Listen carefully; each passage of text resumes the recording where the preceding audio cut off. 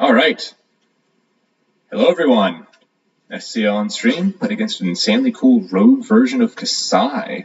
Rainbow draw swords. Wow, that is that is interesting. I saw like a ton of some of the early Kassai builds really running draw swords and just that kind of aggressive version. I think now with more zero cost go against, we might actually be able to get that to maybe work. I don't know, but it's like 14 damage turns back to back. Sounds awesome. But yeah, by the way, I'm Colin Eriksen. I'm a new streamer coming in here, big Kassai fan if you don't know me. And here we're just going to be basically doing that. I'm going to show you the deck, talk a little bit about it, and then we can get into some games. But yeah, so glad to see everyone here. And yeah, so why don't we hop into the deck and then let's talk about this.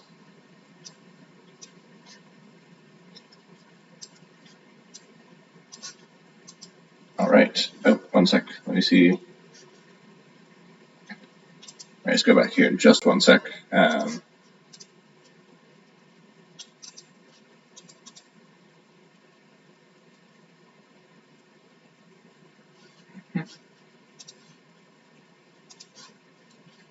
There we go.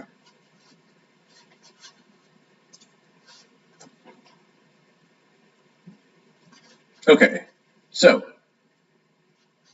here we are, and this is my deck list. It is a this is a pretty defensive version, I would say overall. I'm running Tunic, and as we'll see, Shunts, and then quite a few more blues than you would expect.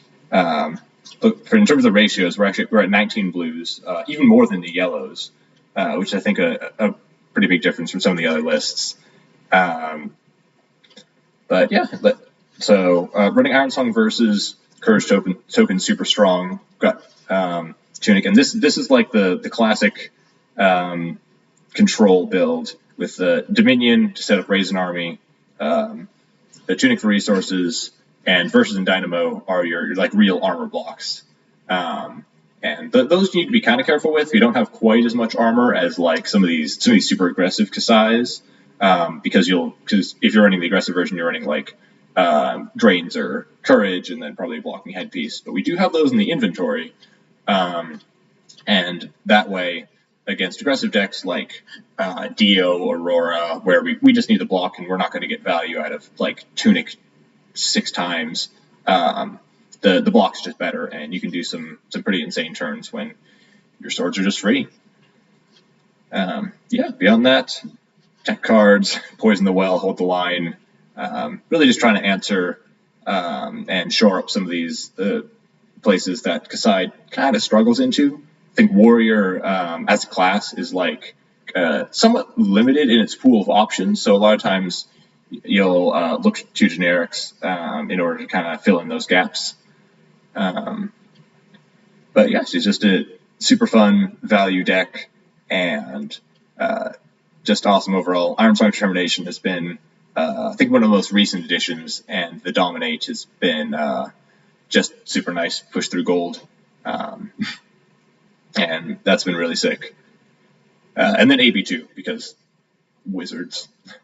Like, maybe this is just a SoCal thing. I'm from Southern California, and we have a lot of wizards here, a lot of Kanos, and now we even have new wizard, Cecilio Verdance, and so those just really help out, and you don't miss the armor block that much. All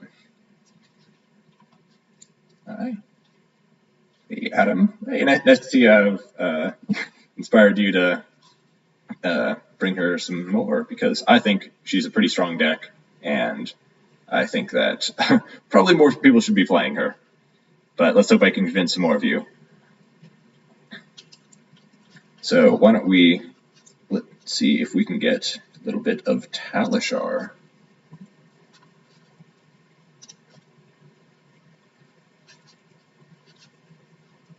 Oh, let's grab the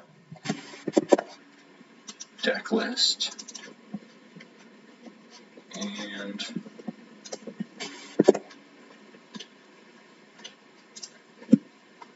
CC public. Sweet.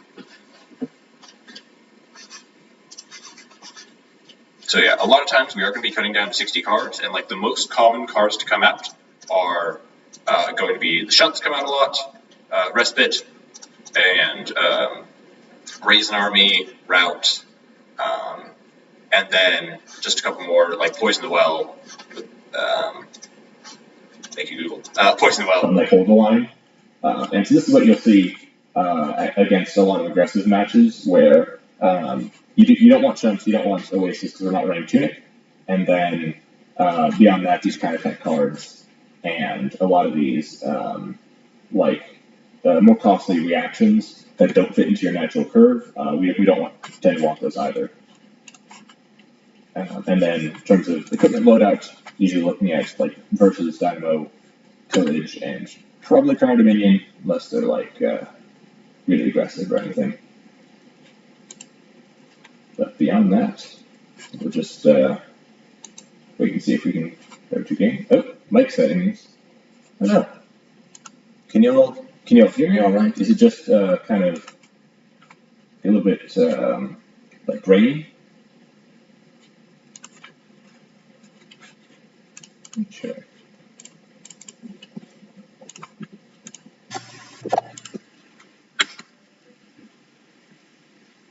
Think it was public. All right. Well, either way, we're in a game now. So yeah, Levia, classic brute. We see underwater-ish. Ooh.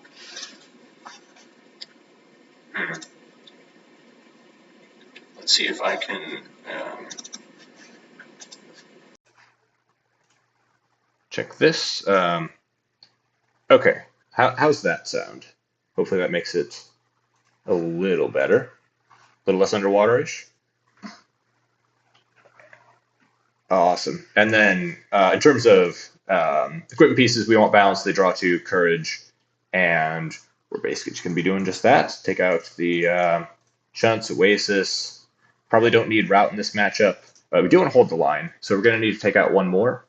And in this case, I think that something like, keeping Stroke of Foresight, maybe a determination, because we don't really need to dominate in this matchup. We're going to be going pretty fast. And let's send it like this, 60. So, yeah, looking at the first turns, we've got 2 yellows, a blue, not really any go again. So hopefully they attack us. A lot of times Levias will. And what you're really going to want to do is just block with these, block the yellows and try to get another hand here. Sweet. Beast Within? Awesome. You love to see it. Eye of Ophidia. That is an interesting choice. I don't think I've seen Eye of Ophidia on, well, pretty much anywhere, except on Kano and stuff, but Levia. Maybe does really want the opt for the draw discards. So let's see if we can grab a go against Sweet. This is a great hand. We get to play out our slice and dice and come in. We usually want to do Hot Streak first because this basically makes it really awkward to block because if they try to block, then we can end up just arsenaling our Blade Runner and without even having to actually play it. And then we just want to send it. Blade Flurry played out now. I know we could probably hold for gold, but one of the big challenges of this matchup is we need to play around this card, Scowling Fleshbag. And Scowling Fleshbag is going to intimidate us. And crucially, that means on all of our just like 2-card hands, when we try and swing a sword, they can intimidate that go again out of our hand. And then our turn just ends there. So what we need to do is try to keep our arsenal either clear or filled with a go again card, and that way we can just basically negate its effect and just have it be a block 2. And as for why we're running stuff like that, all you got, it's a 3-block yellow, it's defense reaction, shut down like pulping and stuff. And so it's just decent. Here, we're probably going to want to block. And I guess with this, the Quicken token's still just nice. It's just free value. There's probably a debate of whether you even want to run Swing Big into Warriors, but I mean, it's 2 free damage for them anyway, so it's like kind of both sides get what they want here. And now we just get to send Nourishing Emptiness, 6 Dominate, go again, which is pretty sweet. If you can set this up off like a goblet, you can actually send a second Nourishing Emptiness after the first one, and both of them are on the combat chain, so they don't actually see each other, which can lead to some pretty large hands. I remember before Cashin was banned, I had this like kind of aggressive list with like 3 Cashins and just and you would just try and set up like really, really big turns, especially against brutes who want to mid range you. And you could draw off balance, you could draw extra off the Nourishing Emptiness, and then just send in these very large turns. The best case of which is I've had it exactly once where I went cash in, draw 2 cards, cash in, draw 2 cards, cash in, draw 2 cards. It had like a 9-card hand or something. It was kind of gross. Maybe that's why it got banned. Maybe the developers knew something we didn't.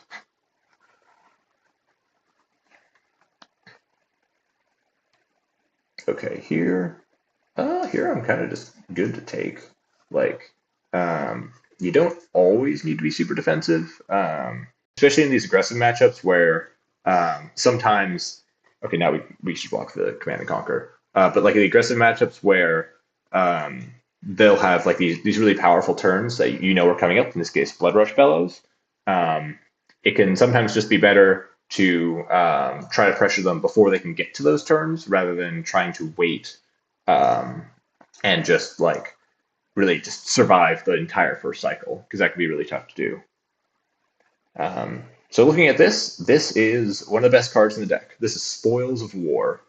This is going to get the next attack +2 and go again, and then whenever a weapon hits this turn, get 2 copper tokens. And this is our only source of copper in the deck. So, which might sound weird because Blood in Our Hands is such a good card. There just aren't that many good copper generation cards. So we really rely on this to generate these Blood in Our Hands turns, or if nothing else, just take a lot of tempo. I mean, like, even here, we have them giving up basically the rest of their armor just to try to stop this. And actually, I think I may even just unsheathed so that purely just get the buff, and so that if they really do want to block this out, they're going to have to give 2 cards, and that means if they're down to only 1 left, a lot of times they can't turn off Blood Debt with just 1, and that's sort of a crucial point. And here, I think we can actually get in 2 copper. Nice.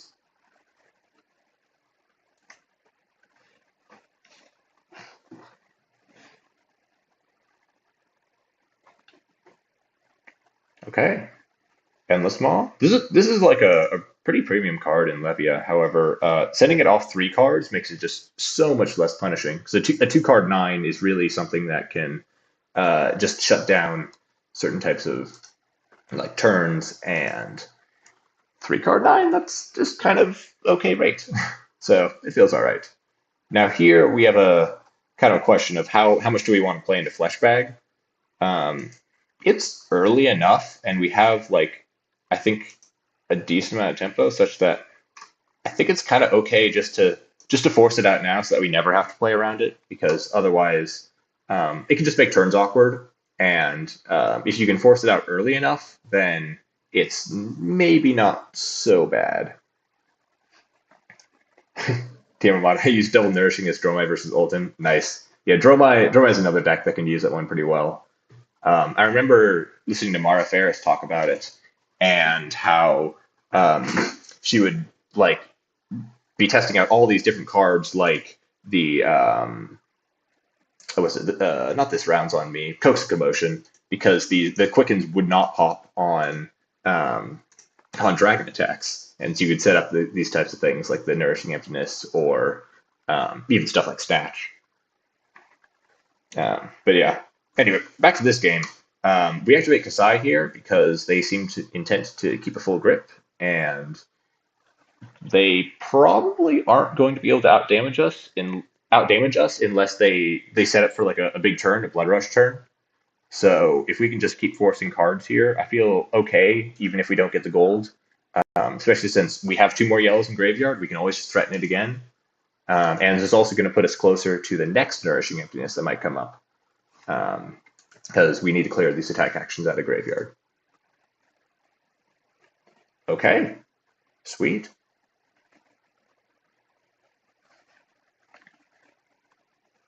I imagine this has to be Blood Rush Bellows, or else just like a really wide turn. But I don't know, maybe they just don't have a way to like clear out Blood Debt. Okay, two for 7, 2 for 10. Well, I guess 3-card 10. This hand is just kind of okay. There's probably an argument to try to set up like draw here and then use blood in our hands. And I mean, I think we may just want that pressure. Like they're going to be sending this maybe into Claw or something. It's a chance we give up Spoils of War. Yeah, we're already down 2 blood in our hands. I think if we're going to use the one next turn, that we can just do this. And then we're going to draw. We're going to be pretty resilient to a Scowling Fleshbag this turn. And we're going to be able to re-threaten gold next time. There's not really a need to armor block. Like, these matchups don't really have too many on-hits. So what you want to end up doing is just save it for those because the health totals, it's kind of a mediocre draw. The health totals are just, like, not that relevant until the end. So we're going to choose Go Again, Attack Twice, 2 modes. That's because swords are free. So it doesn't cost us anything extra to swing 3 times instead of twice. And it's just going to be the most annoying to block because the buffs that you get from, let's say, Centauri Saber actually are going to carry over between swings. So this first one will come in for 3 if they blocked an attack action. Then the +1 buff will carry over to the next attack of the Centauri Saber where it can get +1 again. Unfortunately, we're able to even bait out their Scowling Fleshbag, even with a pretty mediocre blue, I have to say. So all things considered, I'm pretty happy with this turn. And notably, they went down below 13. 13, for those unaware, is the life total that they transformed into Levia Consumed, which is a pretty big power spike for them if they can get it off. And so shutting that down is just really nice.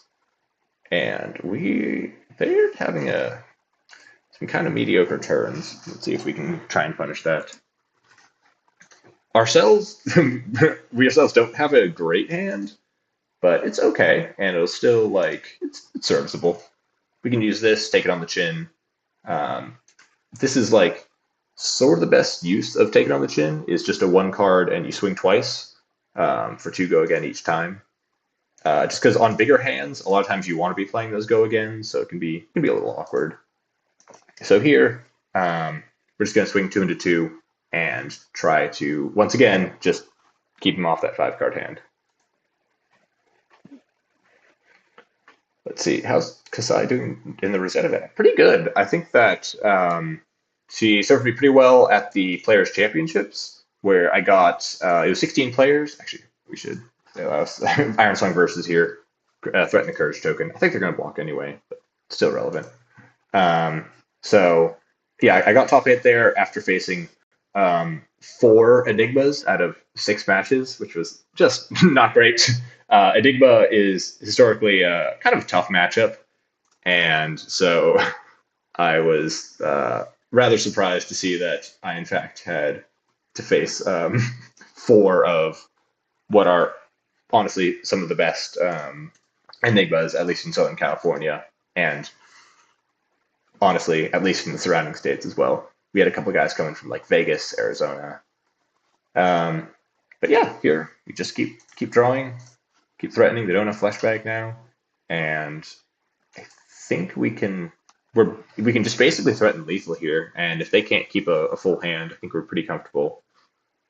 Just kind of moving in here. As for the rest of the Rosetta meta, I've played a couple of Pro Quests. Most of mine have been draft, weirdly enough, but the Pro Quest that I did, that was CC, went pretty well. I got top 9. I went 4-2 and lost in rounds 3 and 5. and the top 8 guy lost in rounds, what was that, 4 and 5. So just barely, not quite making it. But yeah, overall, she's still pretty good, surfing well at like arm raise and stuff. And so I definitely recommend checking it out. Okay, so here, Blood Rush, we're pretty happy just not really blocking this. This is their first Blood Rush they've seen, which is super nice because it's turn 8. We can even draw a card.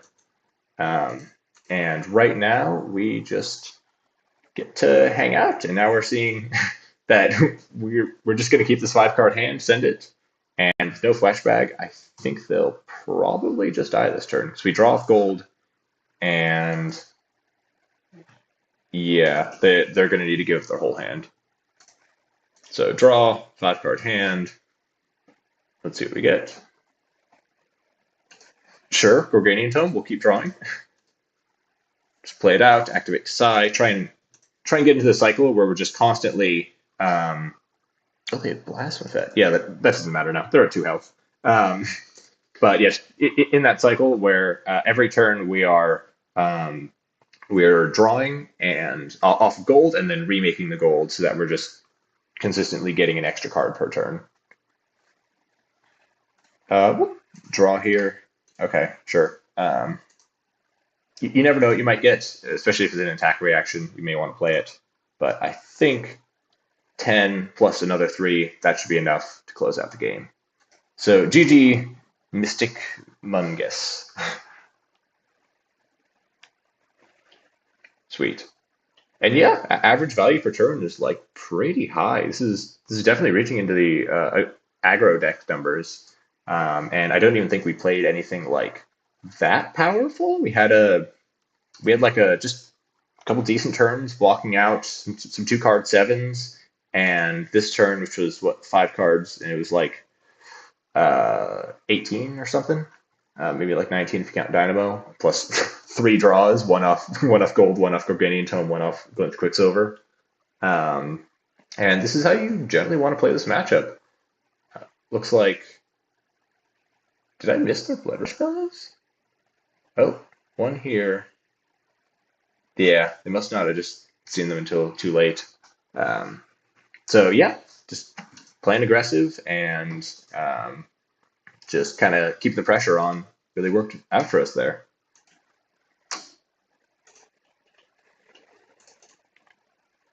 So let's see if we can hop into maybe a competitive CC game. Looks like we're against New. Okay, so this one, this is a grinding matchup. We're going to be wanting Tunic, the armor block we can get, and Crown of Dominion, and we need to set up Raise an Army. In terms of cards to come out here, New is unfortunately a deck that can use a couple of our blues, so we try and take out just like the worst ones. So that'll end up being, we don't really want Poison the Well, but that'll end up being basically Overpower and then probably a blue Shunt. And beyond that, New tends to fatigue or try to fatigue us, so having these extra cards is actually not too bad.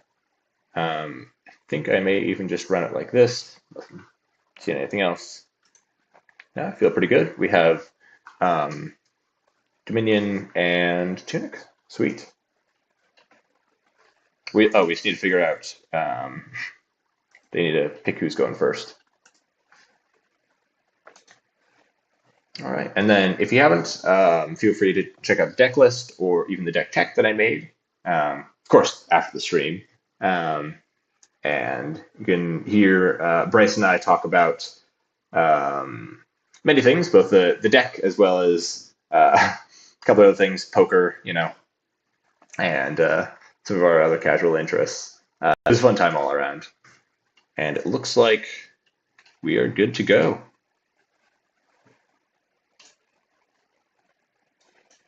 Well, mostly good to go. Maybe they need, maybe they haven't submitted. Awesome.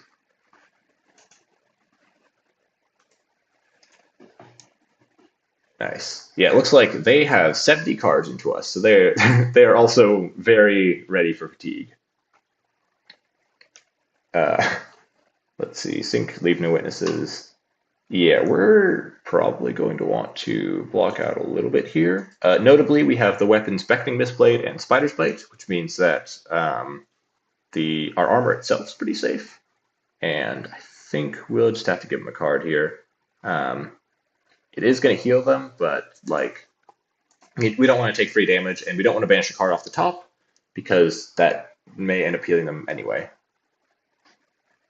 So yeah, here we just kind of want to just put a little pressure on. Spoils of War, we don't overly care how good this goes and how much it actually hits, because the couple extra damage you get from blood in her hands just isn't as relevant in this matchup. The big spike is going to be something like 20 damage or something on these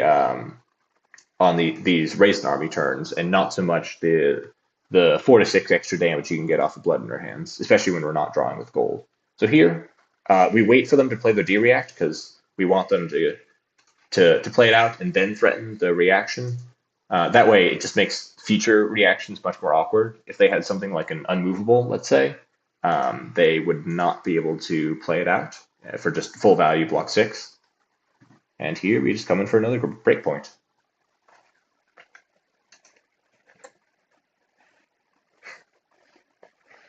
Oh, yes. As for Grains versus Tunic, that's something I'm happy to address. Because, yeah, admittedly, I'm the only local with Kassai, so we don't hear too much Kassai discourse outside of just me talking about it. Yeah, so for anyone who doesn't know, the Grains of Bloodspill is basically the other warrior option, and for their chess piece, and it gets you vigor tokens if you pay into it. The reason I don't run it is that it's not actually like resource positive. You end up having to basically you just put your extra resources in there, and then you get paid out on a later turn, assuming you hit. But against aggressive matchups, I find I don't have the time to cash away resources, and in slower matchups, I probably won't hit as much anyway, and I'd rather take the guaranteed value of a free resource every 3 turns rather than just 1 to 2 resources from a previous turn carried over. More in Courage versus Tunic.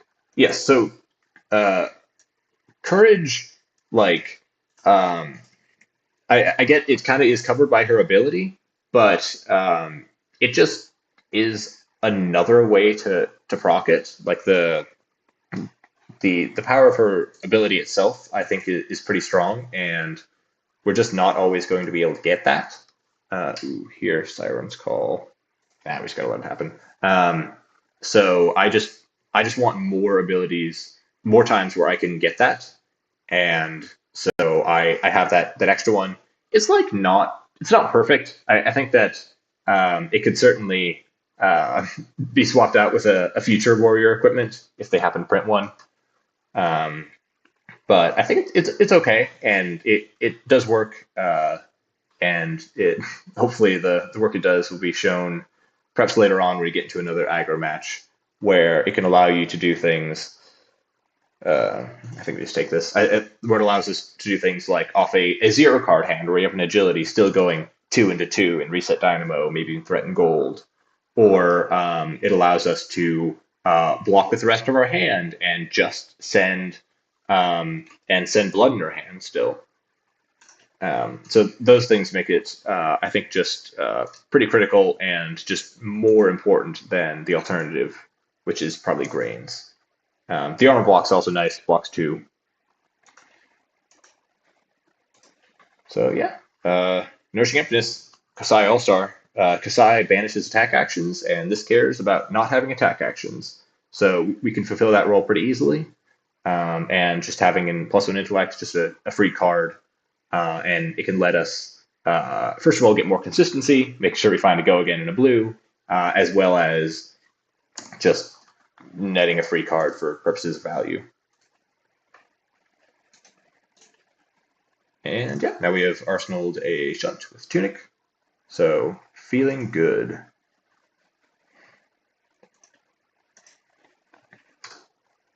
Persuasive. We do want to block this. It's certainly going to be a threat, but a lot of times in this turn, except for like Justinic, they're just going to be probably activating Mask, and so I don't want to like overcommit here. We do have the Justinic, and that's why we do have the Shunt. But yeah, beyond that, I don't think it'll be too much else.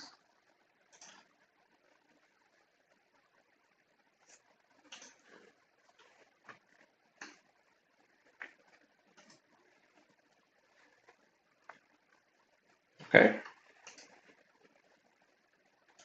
Sweet. Now, I don't really want the Gorganian Tome no block in my hand, so we're just going to send it like this. And what I'm going to do here is I'm going to activate Kassai. I'm going to banish 2 reds, 2 yellows, and I'm going to swing with a Centauri Saber first. It's going to be free, into Blade Runner, into Hot Streak. And this is going to be Hot Streak for, well, that'd be 7. And then what that means is that if they blocked an attack action there to try and stop the gold, then we get to come in with CNC afterwards and possibly destroy their arsenal. Never mind, they had 2 red hisses. Okay, well, you know, honestly, not bad. We got some premium red reactions out of that. I don't mind that too much. Here, the sand's kind of just okay. I think I may end up maybe even just blocking with 2 cards. And then we're just going to send CNC.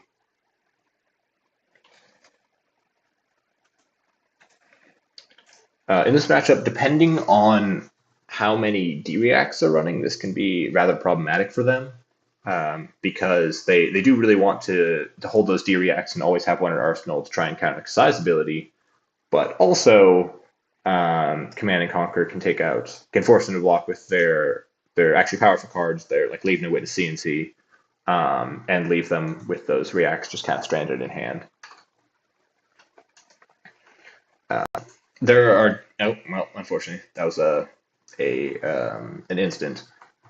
But yeah, like unfortunately, you do sometimes have to kind of wait for second cycle in order to really set up like gold positive plays.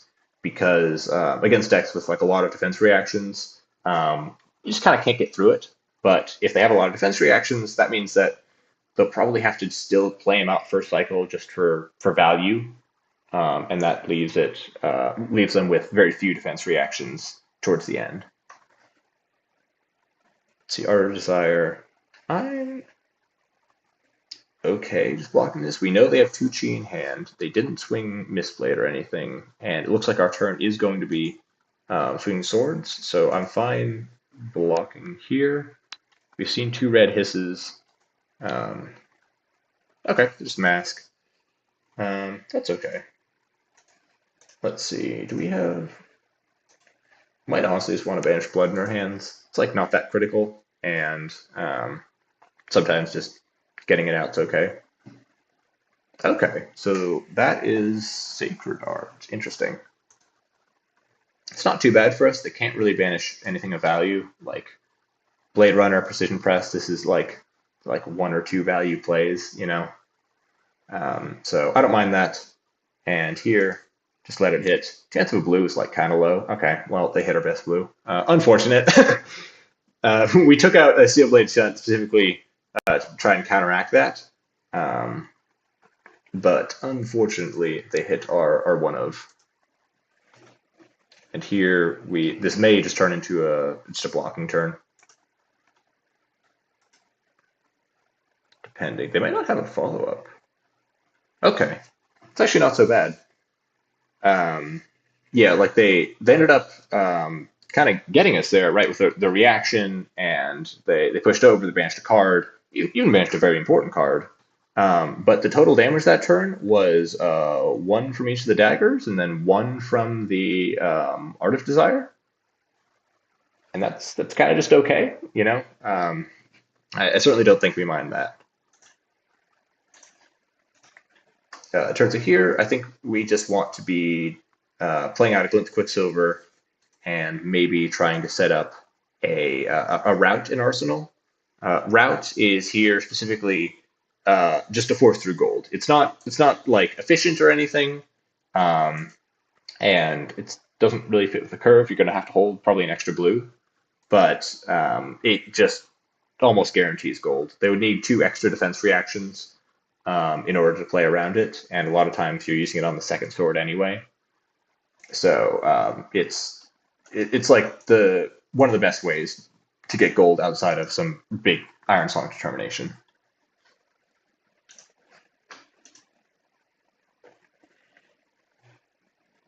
Let's see. E-Strike. Okay.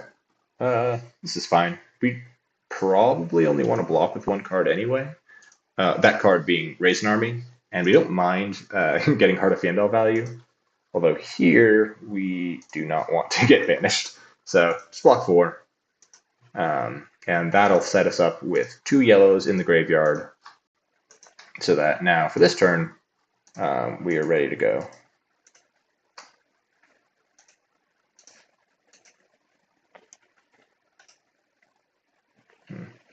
Now, if they do end up blocking with an attack action here on the hot streak, what we can do is basically just utilize the route and pitching the run through. But they didn't, and that's okay. And we'll just be able to swing 4. We're threatening an attack reaction, maybe even 2, because they don't know what this card is, and they might give it up. I think we just play it out.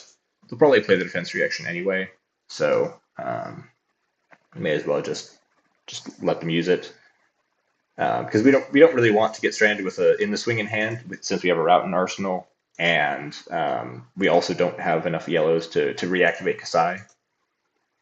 Instead, we want to be just kind of continuing to move through our deck and look for some of these other key cards, like even just the pieces of the D-reacts and they can undo D-reacts and yellows. We're looking to probably raise an army somewhere around like let's see, maybe turn like towards the end of first cycle, so like towards like turn 15.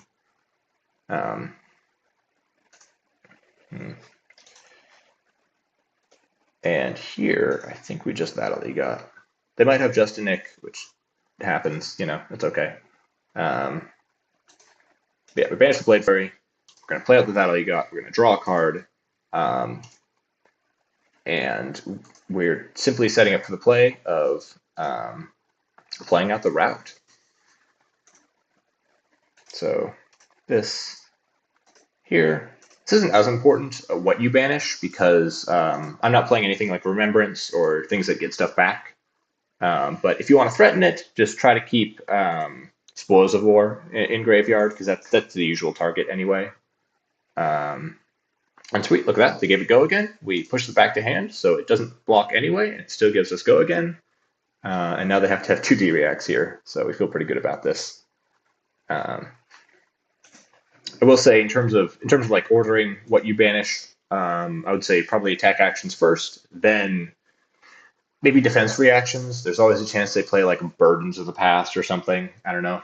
Maybe if they're trying to like hate on probably Enigma. So you may as well. But other than that, it's not too much. And look at that. They didn't have 2 D-reacts because we bump it up to critical 5 breakpoint. And now we just have a nice rest of the turn. Get Swing Saber, threaten a Courage on hit, and once again, encourage them to block, and we get a D-react nicely slotted in our arsenal.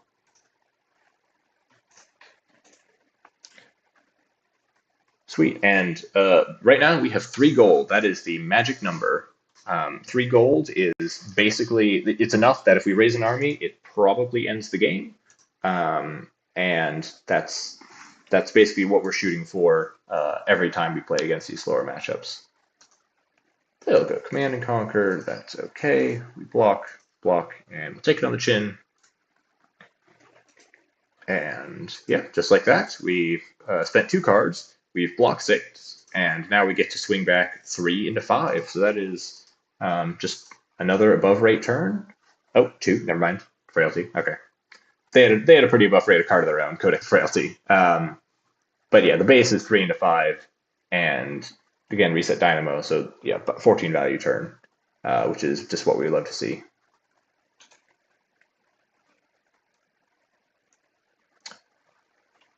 Let's see. There's been a lot of skepticism about the use of route on a non-weapon attack. Yes, I can confirm. I've done this in a tournament, and it was actually on camera. This was my game against Peter Bedencic. He was on Enigma, and what I did was I played Spoils of War, swung a Centauri Saber, so that's forego again, threatened to non-hit, and then I played Nourishing Emptiness, and he ended up committing 3 cards to block because he had to pitch to create some ward. And what I was able to do was I was able to play Route, which gives that +3. Remember the card we talked about, this one.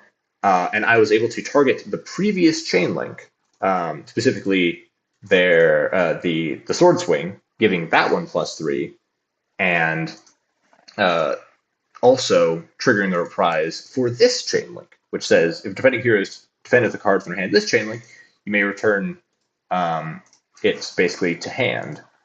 And I was able to push back a card on the Nourishing Emptiness, even though it's not even a warrior attack, and was able to get through the hit, draw 5, and just gain a bit of tempo. So yeah, here, one thing to note there, I know this game's been playing pretty fast, is that I blocked with a Blade Runner there instead of the Slice and Dice. They're both yellows, but News Ability specifically only banishes action cards, if I can tell I was being a bit weird. Only banishes action cards, which means that if I block the yellow Blade Runner, it goes to Graveyard, which is where I want it, instead of into Banish. Okay, we have Raisin Army. The game plan is set.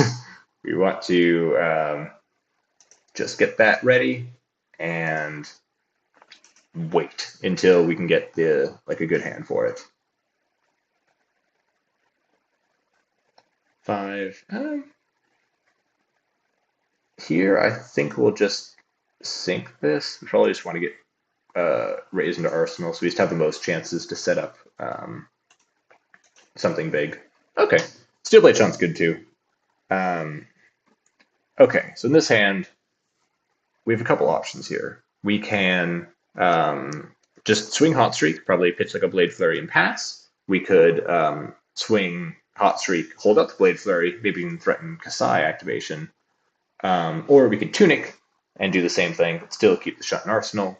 I think the best line is we're just going to swing 2, threaten to maybe have a Glint the Quicksilver or something, and not commit anymore, because we just don't need to. We get Steelblade Shunt in Arsenal, and hopefully Steelblade Shunt plus the rest of our armor is just enough to block out, and we can set up a Raisin Army turn. Okay, this is okay. We don't have the blue, which is usually pretty critical, but they're at 12 life, and we have 2 offensive cards and then the blue. So what we can end up doing here, block 1 on 1, just deny misplay value, is we can draw off gold. It's going to leave with 2 gold remaining. We'll play Spoils of War, Slice and Dice, activate Kassai, coming for 5, and think about Bonds of Agony. Okay, this is a bit of an issue. Bonds of Agony, if it hits our Raisin Army, we lose all of our Raisin Armies in deck and possibly lose a game on the spot. So we need to figure out what we can play around here. I think the plan is that we don't want this to hit. There's a chance that they actually I think it's very likely that they'll buff it up to at least 4. But I don't think I can get too much beyond that. So I think the play, we've seen 1 raise, we still have 1 more in deck. It's turn 12. We're going to see it in the next couple turns. Is we block 5 here. That means if it ends up just being kind of a bluff, they just play they just mask, and that's it. Maybe activate one of these if they want to. Then that's okay. We still have a decent turn, and we can just chill out here. Or it's Command and Conquer? Okay. In that case, we just block out fully. There's no reason to overextend here, and we still have the life lead, we still have the gold, And importantly, we still have Tunic Shunt ready. We just lost a bit of Dynamo value, and that's okay. And once again, we're going to basically ask them the same question of, can you produce enough value to actually disrupt us? Here, how many CNCs have they been through? Apparently just one, but that's a lie, because they've codexed 3 times. However, knowing this, we can probably just sink below. We'll sink a blue. We just really want to get towards Raisin Army. Don't end up finding it, but that's okay. And we just hang out. They're at 12. We're getting to the point where we may end up just kind of drawing off gold. Just give it versus here. We don't want this to hit. You can just, that's the thing that can get them these super wide turns that can disrupt us. So now we do that.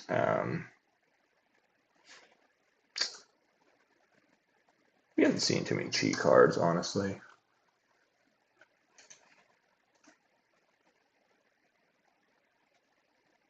Oh, just a Nick. Okay. That's fine. We're going to have to Tunic Shunt this. But it's okay. Block them out.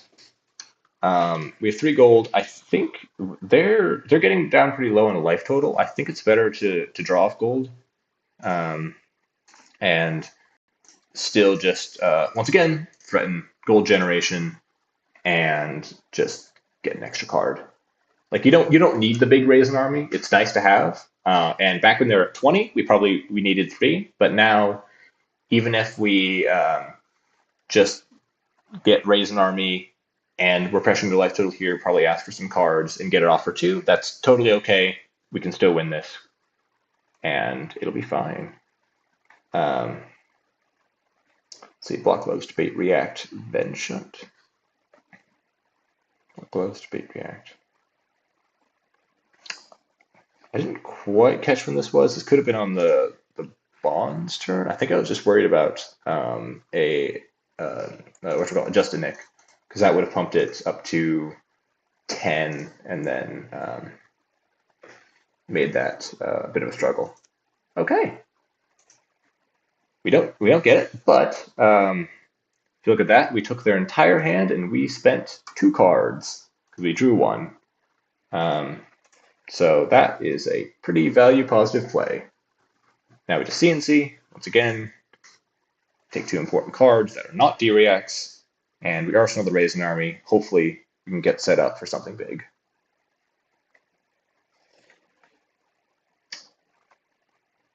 This is kind of annoying. I feel like they have another CNC.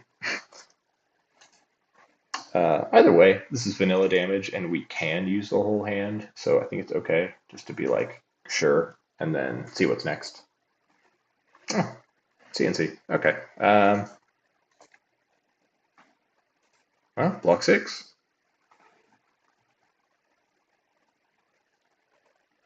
Thinking about Tunic Arousing Wave, which, fair. There's something to think about. And honestly, maybe I should have blocked Dynamos at this point. Usually I'm okay with them just kind of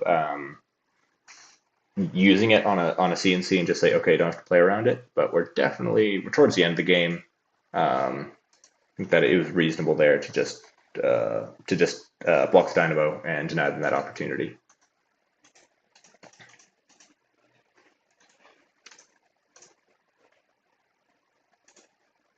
Let's see now.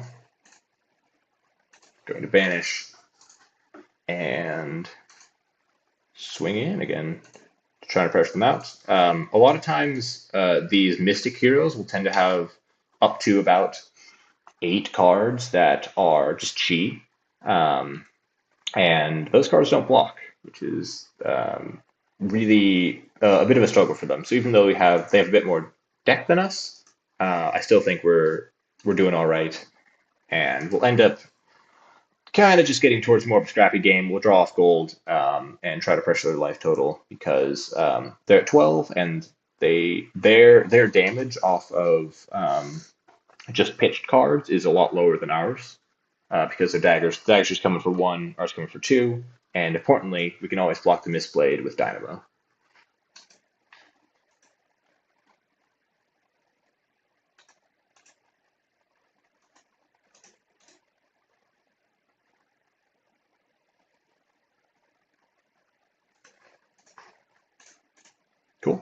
trading card for card here.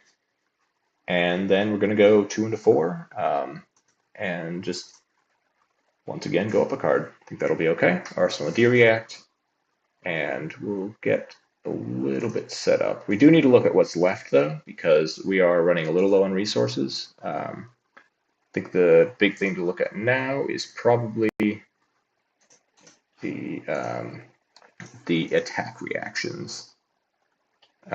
Specifically, we're looking at stuff like Blade Flurry and In the Swing to try to push their damage and force them to just always block. Because if they always block Hot Streak, we just end up getting, we end up saving the go again and don't need to even play the card. And that can just mean that they're hemorrhaging cards and we get to sit back and relax. Yeah, once again, surgical extraction, but not much else there. So, yeah. Sort of Pot Mask. This is like a bit annoying. We are going to banish what is essentially a 2-block for them, but between that and then just not having that turn, and then it's okay.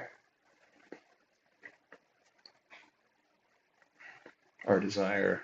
Yeah, they're really pretty much down to the last piece of the deck. Same as us. They did shuffle back in 1 Codex off of Preserved Edition, so that's notable.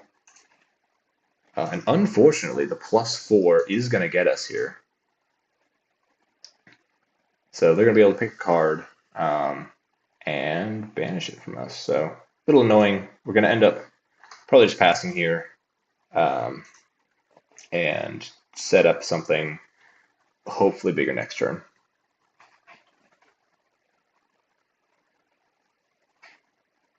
Dagger. Do we want to go Tunic over this? The answer is not really. We do have shunts in the deck still. So I think we're just going to take this. It's like unfortunate. They still have Undertow Stilettos though, so if they're really in a pinch for go again, it's okay for them. So we'll try to mainly survive.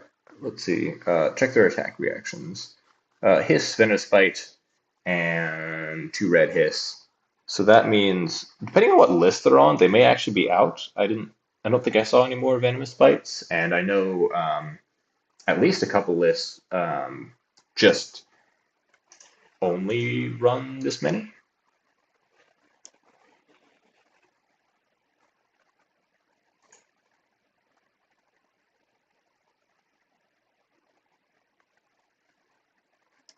Okay, so yeah, this is basically what the new wants. The way we blocked, they're not going to get like too much banish value, but seeing the rest of our deck is going to be a bit tough. This should be the only Precision Press they banish. Yeah. And Bonds. And here we're, again, incentivize the block. We're not doing much with our turn, except swinging 2 damage anyway. And this will banish a card off the top of our deck. We really do need to be pressuring them now because we're just running out of threats, we're running out of deck. This is why we brought in, I think, 66, but even that was not quite enough against them this time, I don't think. It's 8. Let's see, they have, yeah, probably about 11 to 13 cards here. Then we have 8, so we're going to be a bit down in resources. Should this new have just run Scale Peeler, Nerve Scalpel instead of Spider Spite? Or Scale Peeler? Both, actually. We can talk about it. So for, I think both are decent options. I think Scale Peeler is the classic choice chosen by a lot of news, is you run Scale Peeler here and then Mistblade. That way you swing with Scale Peeler, and then you can swing with Mistblade, and you can likely get the on hit because I don't have a way to block it out effectively. I think Nerve Scalpel is a decent alternative. Okay, here we don't want this to hit. But yeah, definitely do one of those over Spider Spite if you have it. Spider Spite's just not going to hit too much, or rather not going to hit too many targets because I only run 5 attack actions in this list, 3 CNCs, and 2 Nourishing Emptiness. Just because the third's a bit clunky, honestly. But let's see what to do here.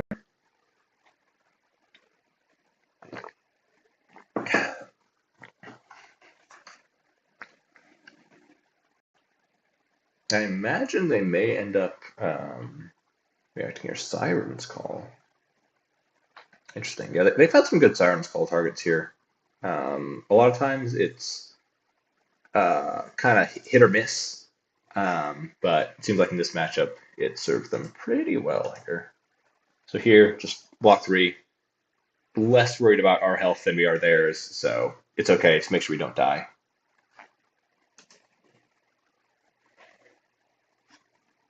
And draw off gold, may as well. Okay, banish a couple more cards. We're still going to be threatening enough damage that that they will have to block us, which is nice. If we can ever catch them on a hand of just like full chi, then we may end up squeezing this one out despite everything. And Steelblade Shunt can give 1 extra damage if they end up swinging with one of their weapons.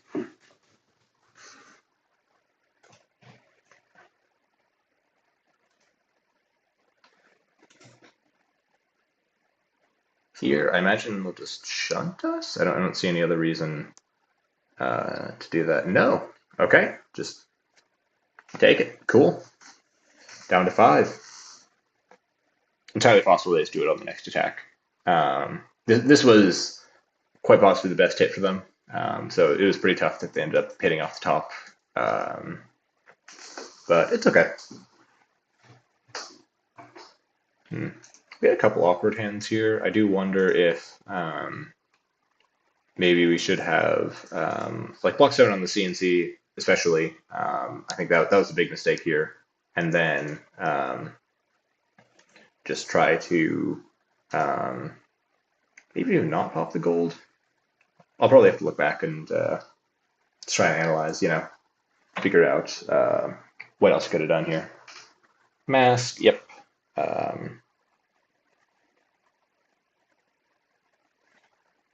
think we're supposed to... Yeah, just banish the Oasis. Ideally, they just have like a 1 attack card, and that's it. And hopefully... okay, Codex, that's probably the best target. They did have 1 left, so it happens, yeah. And this should be it here, because we unfortunately cannot block effectively without basically passing our turn, and we're going to need to give up 1 next turn as well. So I think we feel pretty good to concede here. Good game, well played. And yeah, news disruption ended up getting through. Could have played up the Raisin Army for 4. And make them decide on whether to attack you. I don't think that we ever had 4 gold. But yeah, I'll have to look at it back and see if we could have just played it out. Generally, you really do want to make sure you have a turn where you swing at the sellswords. Because news run looking for a scrap and E-strike, sometimes if you raise an army without ending up swinging with them, then they'll kill 2 of them on their turn or more, because their daggers proc, unfortunately, on our sellswords, and that means that they can go pretty wide.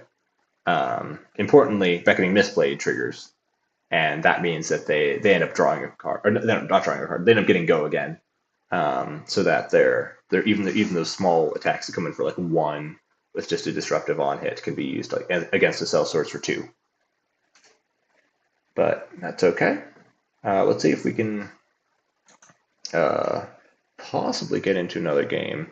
I have to say, despite the fact we lost that, still a very fun game. I'm partial to fatigue. I think it's really neat when you can end up like, oh wow, that was fast. We'll go second here, yeah. Where you can end up just really evaluating your deck as a whole and like value per game rather than per turn, and just like on a 4-card hand. So yeah, this matchup, we are running the full equipment suite. I'll talk about that in just a sec as we cut down on cards. Again, Shunts, Oasis, probably don't need Route, don't need Poison the Well.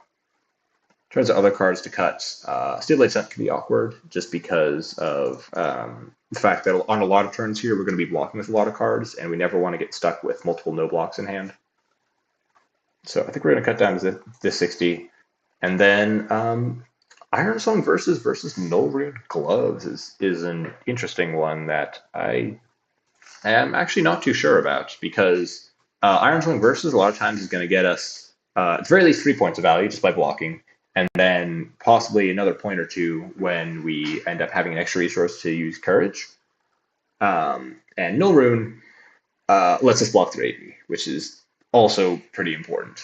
But in an aggressive match with this, I found that sometimes it's okay to just not have AB, because they end up having just not really sending good targets to Arcane Barrier, and more than that, not having time to use it at all, because you can otherwise just block with a card. And if you're blocking with blue versus Arcane Barrier using a blue, that's still 3 points of value either way. I think they just whiffed on their Sonata, which is pretty sick. Okay. Nice. Yeah, here it looks like Crown Dominion, Aether Iron Weave. This means they have Flicker Wisp and they have Arc Lightning. I think Arc Lightning's always in. So that means we're going to be expecting them to try to set up one of these really big turns and use it in order to really just go over a lot of our blocks, because we can block pretty well. Let's see. What's the reason to play Courage instead of Bloodspill? Yeah, we talked about this a little bit, of just like Courage is guaranteed value, and it's for free. It's value above what is above what you just get normally from your cards, whereas Grains you're really just using the resources you already have and just better split between turns. But when you have they fuse with Arcanic Shockwave with anything? Because I think I took one from Root. They did not fuse. And I find that I just don't have the extra resources to give in order to get them later. Because most of the times where you're using Grains, you're either going to be you either could have just used Versus, or you end up pitching suboptimally. Like you end up pitching 2 yellows to play a Go Again and swing 2 swords.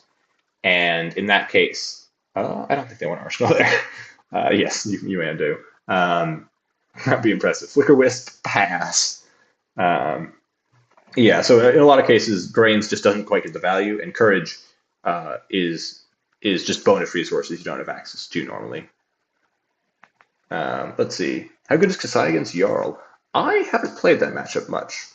I also actually just haven't played against Ice. I joined the game in October, and that was after guys like Oldhim rotated. So I've never really experienced Ice. I imagine it'll be pretty annoying, but I think that Kassai still is okay as long as long as you have the D reacts for the bangles, because Kassai a lot of times won't be giving up equipment. You'll be running Tunic, you'll be running Crown of Dominion, so it's really going to be only useful if Jarl can actually destroy those with Mangle and Buckle, I guess.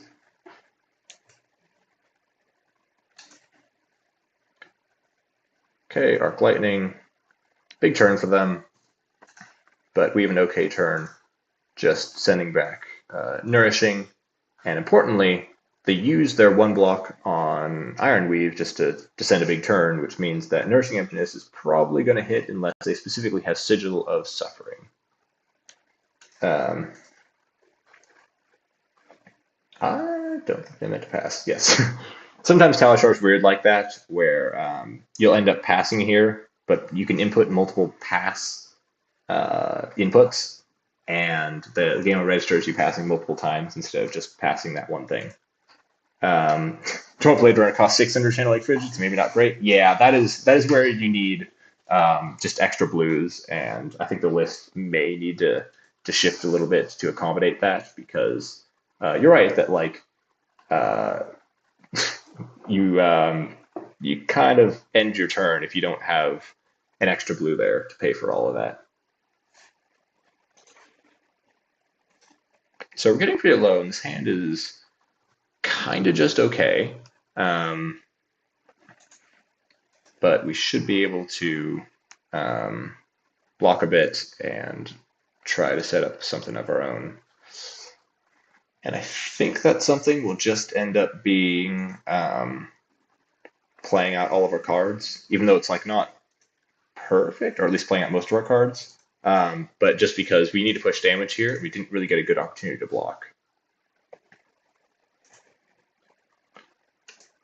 I think Channel Lake Frigid gets restricted or banned. I don't think so. I think it's a good card. Like it's certainly very powerful, but I don't think so. I think that Jarl still does have matchups that he struggles into, and that like I don't think he'll be, unless he really takes over the meta, I don't think he'll be so powerful that it needs to get banned or restricted.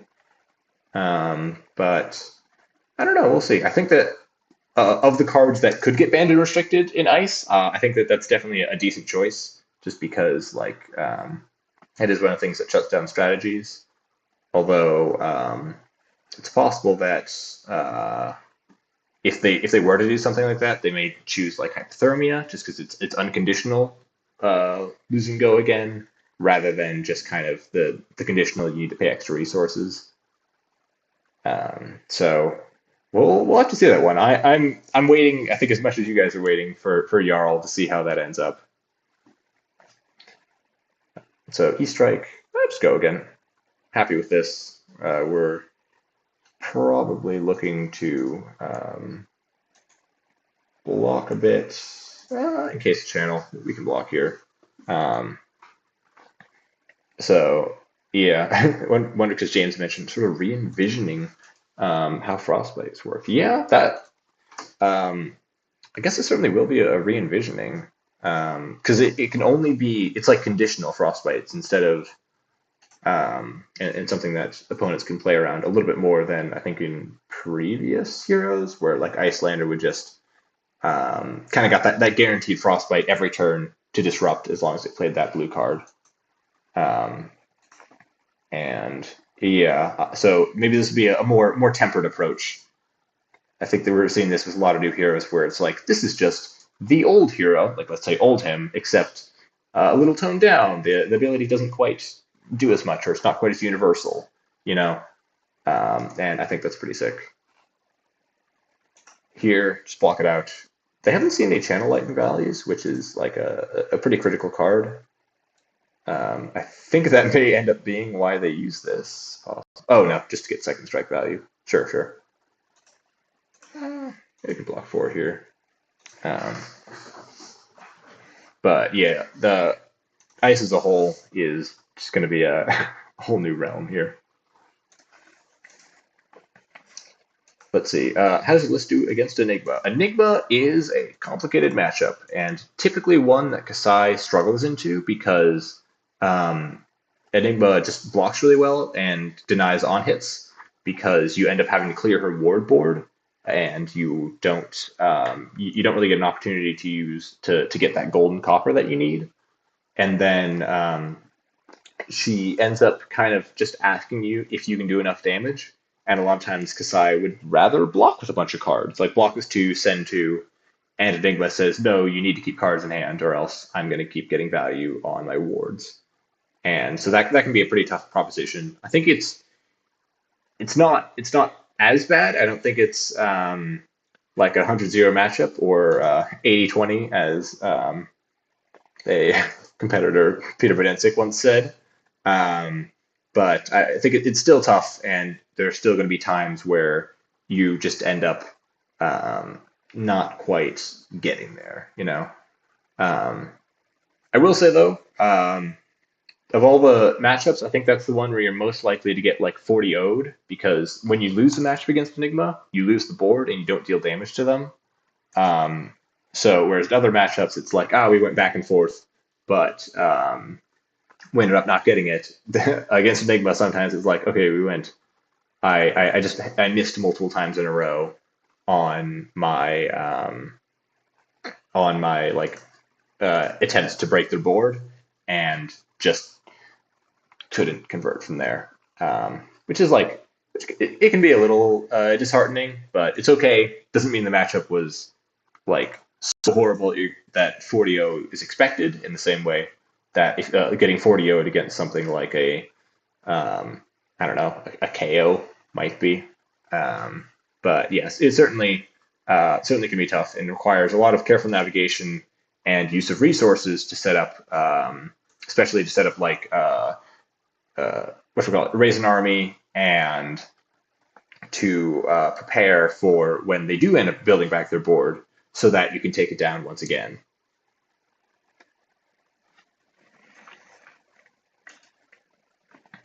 Now, as for this game, we are kind of doing okay. They have like they haven't had too many big turns. They had their one big one, right, with Flicker Wisp, and that was pretty critical for them. But yeah, beyond that, we've been totally fine mid-ranging, and I think we can attribute that to the lack of the Lightning Valley.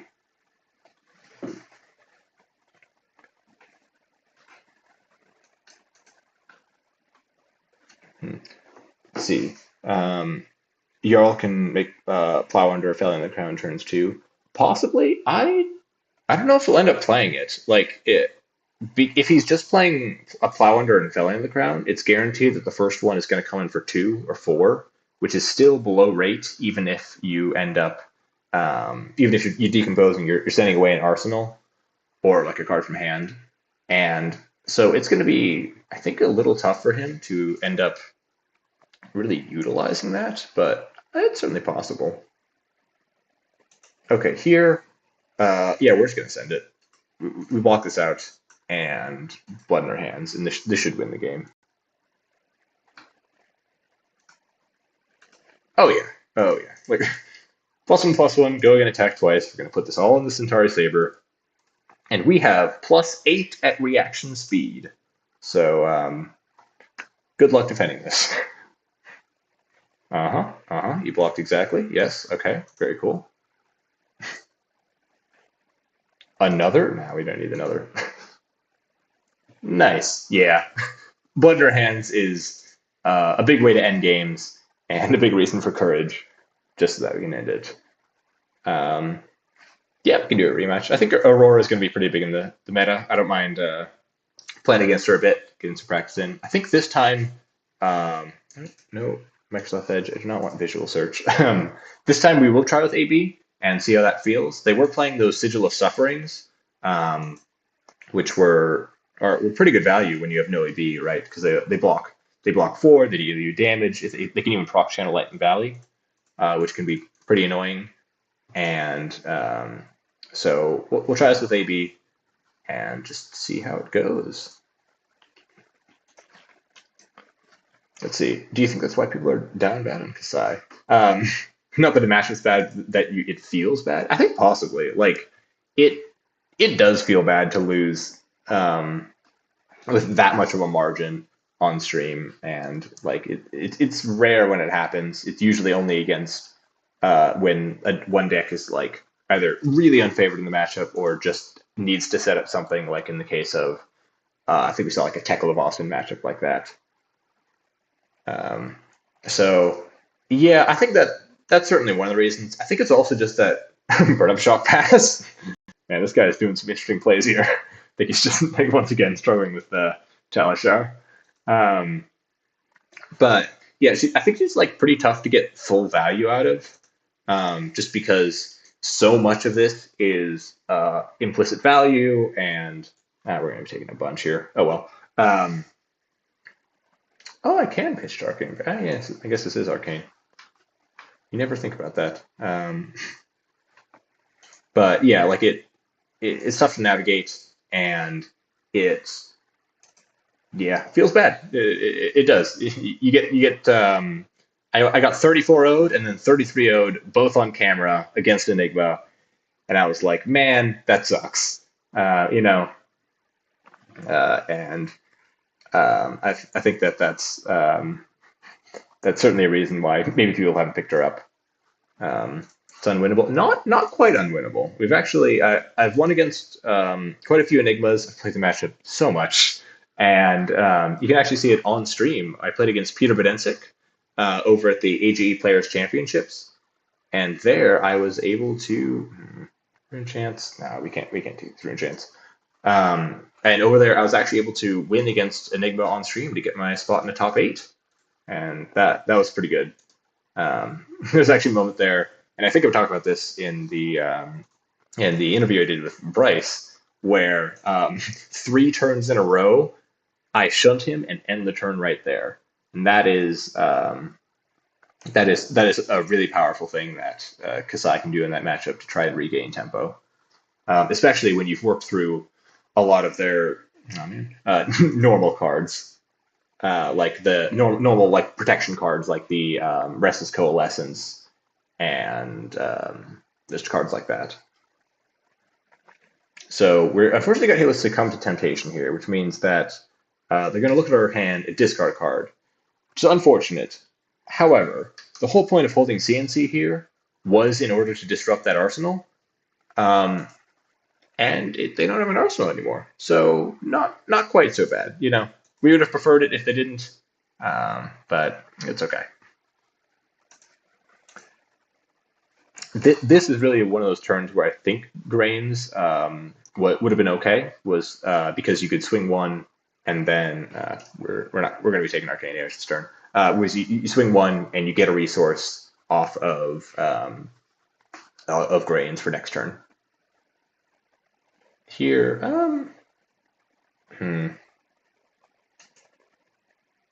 yeah, just gotta take damage.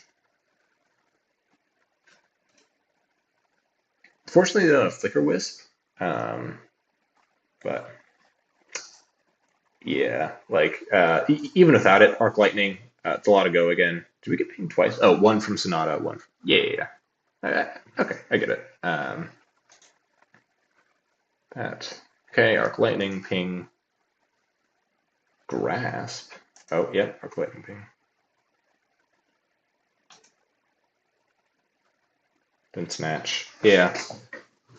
Okay, so here you really would prefer to set up something, and I think we're going to be. This is a turn to use Courage, so that I can play both of these out and try to set up something. Because I think the way I win this game now is I set up a Blood in Her Hands turn, and this Blood in Her Hands turn needs to basically take back the tempo and net me something, and importantly damage and resources that I can use to win back the match before they end up getting let's say another Flicker Wisp Arc Lightning turn. So you still do have Crown and Iron Weave, so I'll need to set this up.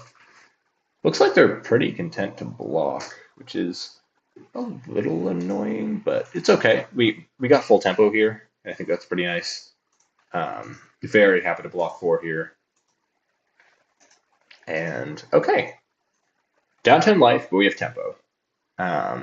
And so if they're going to be holding on 4 cards, they're not. I can end up just hopefully just getting a little bit of value. It's 2-card 8, reset Dynamo.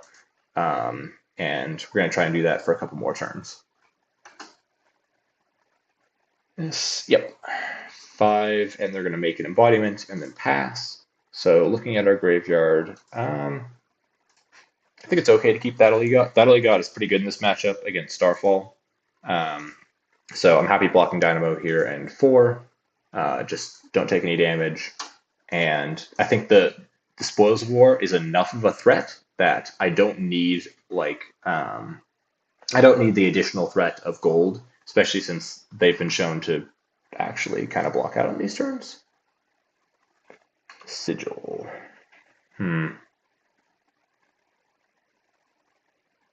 Mildly annoying. So we have two options here. We either take damage, let them full lock this, or don't take damage, and we lose the battle you got.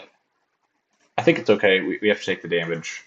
This is one of the reasons why Arcane Barrier is awkward. If you see in this game, we've used it 0 times, I think. Like, it's helpful against maybe turn 0 shenanigans, but yeah, a lot of times you just don't have the spare resources. In the same way, you don't have the spare resources for something like Grains of Blood Spill. Snatch, forego again. Good card. Good card. Okay. He strike 5. Interesting. So here, I think we do block within the swing. Reason being that we are very happy making the game go longer. Like, not too much longer that we just pass and set up, but we do want to get dynamo value, and we really want to give us opportunities to do turns that will net us gold, and then just kind of keep remaking it. Even now, threatening gold, try and get them off a 5-card hand, or just get gold. We'll take that too. Flicker Wisp. Yep. Okay. So we have the Arcane Barrier here. So we can prevent some of this. But it's gonna be a little bit tough. Like, this is the turn they wanted. Shockwave 2. This is gonna get 2 for the go again. And I think we may end up dying here. We'll try and hold on, but yeah, Grasp's gonna ping us for 2. Ironweave's gonna ping us for 2. And yep, one more ping. I think they should have it. Yep, that'll you got. Block 3, take 1, and the go again, unfortunately, is going to deal 2 to us. And we can't pitch. Garganian Tome is a no block, or not no pitch. I don't know if there's really a term for that yet. This is, I think, one of the few cards that can't be pitched besides locations, which makes it really weird.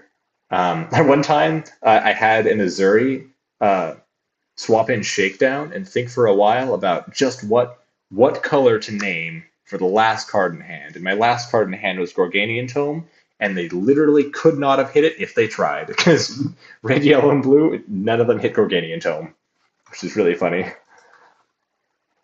But yeah, good game to our Aurora opponent.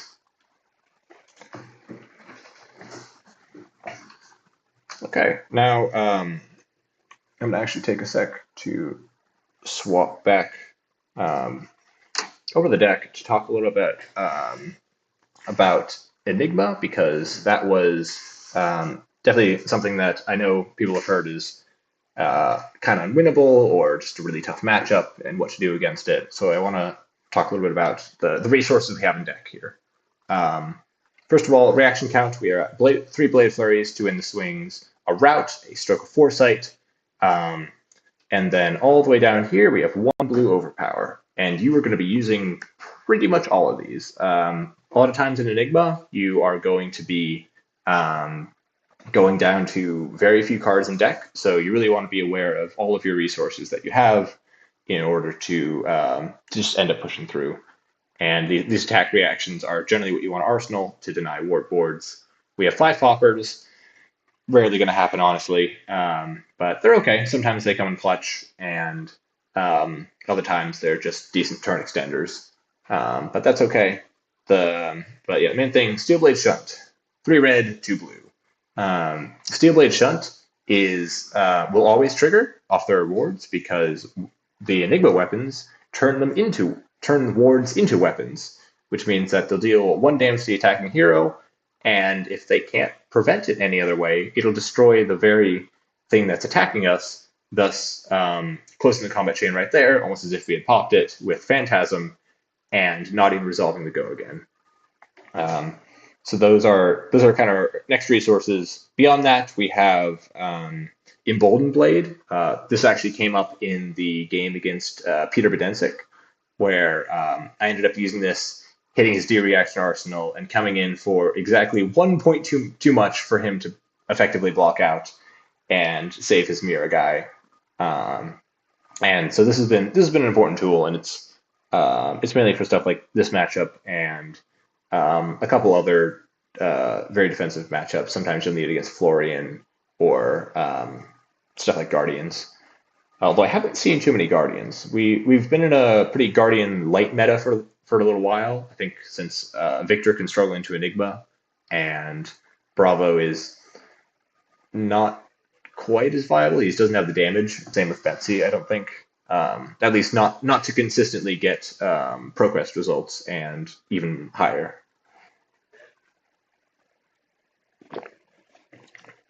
Beyond that, Iron Tongue Determination, big card, dominate, just stops them from blocking the cards from hand. Enigma runs a lot of very mediocre blues. She's running stuff like I've seen lists of like Sift and stuff, but even without that, even for her illusionist ones, it's the blue Ward 2 no go again that prevents the next blue source of damage if it's the last aura. Things like that she can't really effectively get out of hand, and are usually always block or pitch cards, but just blue block 3s. And this can really deny it. And so it can be pretty effective. Enigma overall, really is focused on just a couple of powerful cards. She has like Mira Guy up here, super powerful, manifestation of Mira Guy that is, and ends games like on the spot. It's amazing. And then we kind of go down to like maybe red spectral manifestations in like a reality refractor list, or stuff like the Restless Coalescence, your Rage Spectre. And those are good. Those are solid role players, and she can kind of run out of those. There are 3 Mirror guys. You can't shuffle them back in. You can't shuffle the Coalescences back in. She has like levels of enlightenment, but that doesn't. And well, that's a good card. It doesn't really synergize with the reward game plan, and it's just like, and yeah, beyond that, just kind of there's not as much there, and that means that Enigmas, especially way back in the early Mistveil meta, like we're talking nationals, we had Enigmas who were like really just focused on the Mirror guy and just getting out, and they would get fatigued against me sometimes, because if you can just survive their Mirror guy turns and either shut them or just push enough damage that you clear the Mirror guy, you kind of they just kind of run out, and they end up swinging a lot of like 2 go again into 2 go again of just creating 2 shields, one on your turn and one on their turn, and that's when I think your deck turns the corner and just is almost guaranteed to win as long as you have the cards in deck. So yeah, does anyone else have any other questions about the list? I'll just kind of slowly scroll through it right now. We have a couple more equipment at the bottom, but other than that, this is the list, and yeah, it's surfing well. This is the same one from the Players Championships. I haven't made any changes to it. I think that the overall it feels good. It does what it needs to, and it ends up like just kind of it covers the Rosetta meta pretty well. I think after Jarl comes in, some of the blues might change, even if I'm not adding in any more blues specifically. The blues themselves might change, because I'll have more of an incentive to hold extra blues in hand to protect against stuff like Channel like Frigid or Blizzard. And so to do that, we want blues that are playable, and are blues that we're comfortable playing on like maybe after the first swing. So stuff like Goblet of Bloodrun Wine comes to mind, because it's something I can hold in hand, and if they don't have the Blizzard, that's okay. We've played it out for next turn and are okay, kind of just getting set up and while still playing around it and guaranteed to have a turn. Some other changes that may happen, and if you happen to have a lot of these guys in your local meta, I would recommend it, is adding in Fate for Scenes for decks like Aurora and Dio.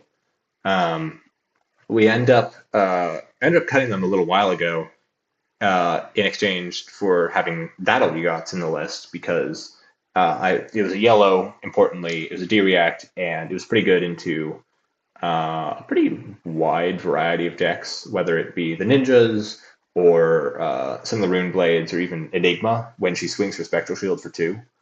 But I think that could definitely be something that maybe gets looked at.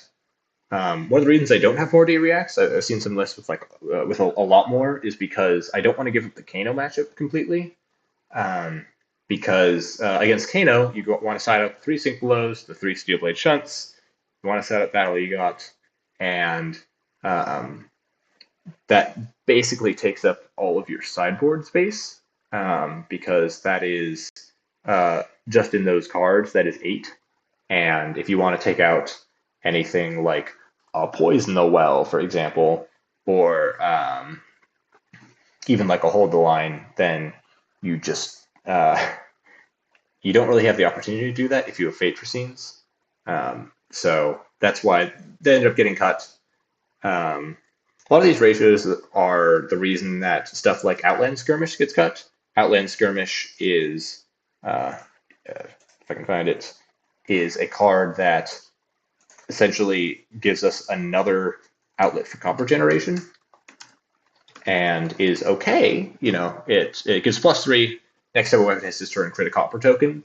But I just have so many cards in here that I really do want, especially in the reds, that I just found I couldn't get the space to add an outlet skirmish without either cutting down on blues and risk having turns where I just can't do anything because I don't have resources, or cutting down on yellows and not having enough Kassai activations to either threaten Kassai enough in control matchups or continue this value train of drawing gold, threatening gold every turn against aggro, after a little bit of setup, that is.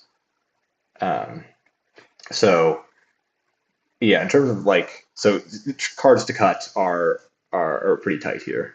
One thing that Pierre Nicholas Perrin, I'm hoping I'm pronouncing that right, another Kassai lover, did is he ended up cutting out these attack actions, which I found is pretty interesting because they can kind of be clunky sometimes. Like, as powerful as they are, Nourishing Emptiness, drawing you an extra card, the CNC providing disruption in the deck that doesn't exactly have any. It has its disruption is threatening that I'll get more value, which isn't always effective against certain types of decks. And they can mess up like your lines against aggressive decks because you really want to play these out, but you don't draw off gold and you're not netting an extra card anyway, right? Guaranteed. Not to mention that a lot of heroes have pretty good equipment fridges now, meaning that when you send your first CNC, your first Nourishing, they'll go, okay, I'll block with maybe a 3-block, maybe a demands card, and a 2-block armor, a 1-block, or just 2 2-blocks. And you just don't end up getting value there. You basically send a 2-card 6, maybe 7 if you get 2 2-blocks. And that can be pretty annoying, especially against guys like Brutes, who will just have a 2-block in Sash. They have 2-block and then 1-block in Bonebreaker. Sometimes they'll have 2-block for Scabskins, and not to mention Scowling Fleshbag. So you'll just really struggle to push through and get any of these on hits. Even Rune Blades now, with stuff like Carapace, of course, Grasp, it can make these significantly less effective, even if like the possibility of destroying a card in Arsenal is really good. So that is one spot that I think could in the future be changed in order to bring back in some of these other cards that have been removed. So yeah, let's see. Hey Colin, it's off. Can you make sure to remind Peter what Shunt does every time you see him? No problem. I'll make sure to bring it up. every time. I know he sometimes hangs out in a bunch of chats, so I'll make sure that whether I'm physically with him or simply watching the same stream as him, we'll tell him about it. The Peter Rudensic is the same guy I've been referencing a bit, who I shunted 3 turns in a row, including killing his mirror guy. And so he's maybe he has some PTSD from that one, and that felt really good. But yeah, why don't we hop back into a game and see if we can if we can get another slower matchup. We'll see. It's a little bit of luck of the draw what we end up getting, just because random decks, and if you're playing this competitive CC, you don't see the deck, but it's okay. It's it makes it more fair anyway. It means that someone can't bring up like a counter lineup after they see you're on a certain type of deck. So yeah, let's see how it goes. Hopefully I made this public again.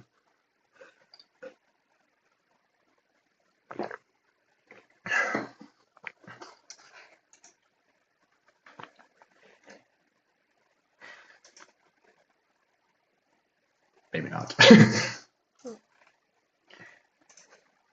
Okay, well I can join theirs. Never mind, I joined mine. Okay, well that's a separate glitch, but good to know that it was on public, so that was not the issue there. I don't know if I've done that one before. That's a new one. Okay, well, try this again. Florian, all right. Yeah, Florian is a bit of a grindy matchup, but one where you really do want to keep the pressure on, and you want to really get Raisin Army off, because his value proposition, once he turns on his hero ability, is usually too much for us to deal with. There have been some corner cases where I ended up getting him to fatigue himself because he ended up blocking with like the Germinates early, and he can kind of struggle to go over the top. But generally, it's not really the plan. We just want to be really efficient and looking to probably cut down to 60 cards here and just focus on Raisin Army. In terms of the last couple cards to cut, I've tried out cutting stuff like Shunt, especially if he ends up being a slower deck, or a couple other cards. I think Take It on the Chin, despite everything, is still just kind of okay. A Blood and a possibly Tome. Tome has been kind of okay. Oh no, he left. Oh man. Okay, new plan, Aelia. Aelia is a matchup where we need our armor. We need so much armor, in fact, that sometimes I'll even bring Balance of Justice, even without the proc, just purely so that I can end up blocking out some crucial arrows. In this one, we want to keep in the CNCs. Don't want Nourishings because they'll end up, a lot of times I'll get the 5-card hand, and if they dominate something like a Red in the Ledger, I don't get to use it, which is really unfortunate, and it is a pretty powerful thing that she can do. Taking out Raisin Army, probably not going to get it off in this matchup, and I think Hold the Line. She's not drawing 2, and even the D-React itself is nice. It blocks 2, just like not super great. You'll notice that. Okay, I'm gonna get into the game because just in case she doesn't know that we're here yet. But yeah, like you'll notice that Iron Song Determination is still in here, and that's because we still do want a decent yellow count. And let's see, pretty standard Aelia setup, Arsenal D-React. And we just need it in order to just turn on Kassai's ability. Because that can just be pretty tough. Bolting Shot for 6. Weird. Usually you see this when they have not loaded Death Dealer, because then they end up just kind of like loading it afterwards, and then the Realon hit comes in. But they haven't done that, so either they're codexing and not getting back anything, or just moving to end. Cool. That's what we like to see. Aelia has some pretty important numbers. They don't come up every game, but a lot of times you're looking at about 25 or so buffs. And in this matchup, there are definitely points in which that exact number matters because they'll run up against fatigue pretty quickly. Because Aelia is using pretty much every card in her hand and physically playing it out. She's playing all of the buffs, and then she's shooting the arrow. And that can mean that you, if you're able to survive, then she just doesn't. She may not have the damage. 5 dominate though. That's okay. That's not too bad here. Probably just having a little bit of a middling turn here. I don't mind taking 2. That's okay. And we just send back Command and Conquer. Perfect disruption. We do take 1 from Remorseless, which is unfortunate, but it's okay. Critically, not using armor, and not using Dynamo because we're not going to reset it, and it just wasn't that important of an on-hit. And then another thing to note is that we have Shunts without Tunic, which is weird, because that kind of messes up the whole point of them. But the reason we have it is because the most important part of this tends to be that that you just block the arrow, and not so much that you get the most value out of all your cards in hand. Because a lot of times, with Dominate, you can't. Let's see here. Here, I think it's like okay to use armor. They may have a Rain Razors, and that kind of punishes us, but I think maybe denying the Blood Rot's worth it. Nah. Right now, if they block here, we'll end up getting 3 points of value if we deny Blood Rot, and 2 if they have Rain Razors anyway. So we just take this. This isn't a very relevant on-hit, and we do want to get Dynamo value because we're going to be swinging 2 swords. So just comfortable. Send 2 into 5, 2 card 8, and although their turn was good, it wasn't anything that's way over the top because Aelia will have turns like that, and you really want that health buffer for it.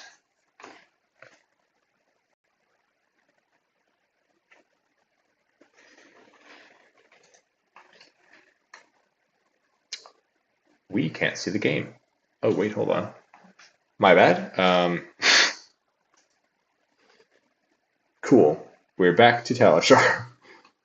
Thank you guys for being patient with me. This is my first stream, but I'm glad to cut that now. Awesome. Let's see. Yeah, here they sent Bolt and Shot. They haven't sent Death Dealer. That's okay. We don't necessarily want to block this one out unless we're really invested in fatigue, but they haven't played too many cards and too many important cards specifically.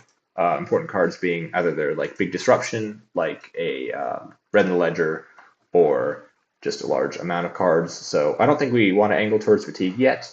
I'd rather hold my cards to block what is probably going to be their more important on-hits. Bolt and Shot, load, okay.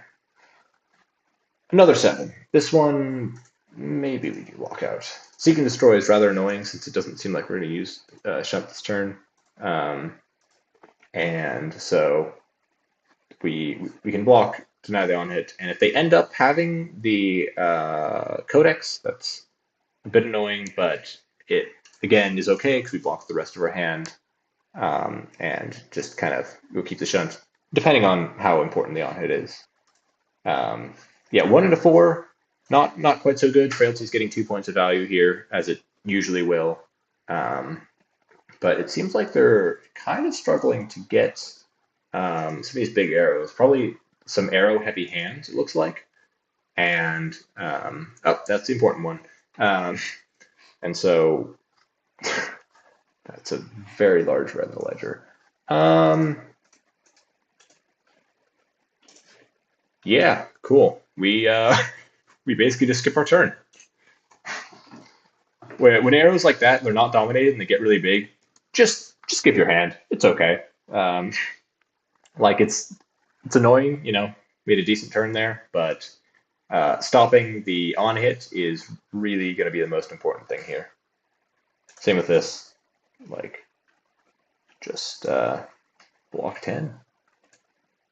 Snapdragons. Okay. Sure. I still think we play this. We're going to bottom the Gorganian Tome.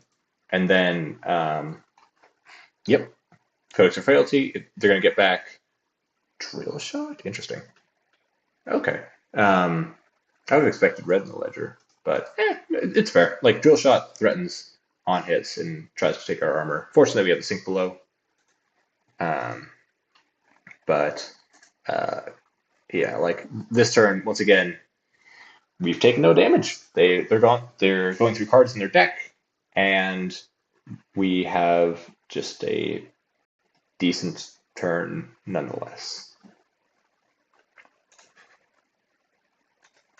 Let's see, Aelia. Okay, so this one does have Dominate, and that's why we have Steel Blade Shunt in Arsenal. Okay, release attention, but no longer important. We tried. Looks like we have 3 buffs. Not going to be stopping this one. It's okay. Let's see, Blood Rot and no other on hit, so that's not bad. Here, I think we just do this, block what we can, and just call it good. 18 to 18, we still do have a turn, which is pretty good. Cool. And now we can activate Kassai. This is what we've been really waiting on here, and is why that some of these these lists with more attack actions can be clunky, because you really just want to be doing this every chance you got. Cool. Free gold. Unsheathed. So yeah, Unsheathed being a 0 for 3 no matter what, even if you don't go again, makes it just so nice, and makes it, I think, something that I kind of undervalued, I think, a little bit. So I'm really happy that it ended up being as powerful as it is. Oh man, we had blood in our hands. Okay, red in the ledger, dominated. We have the D-React in Arsenal. We're maybe ready. That is a lot of pumps. 11 dominate.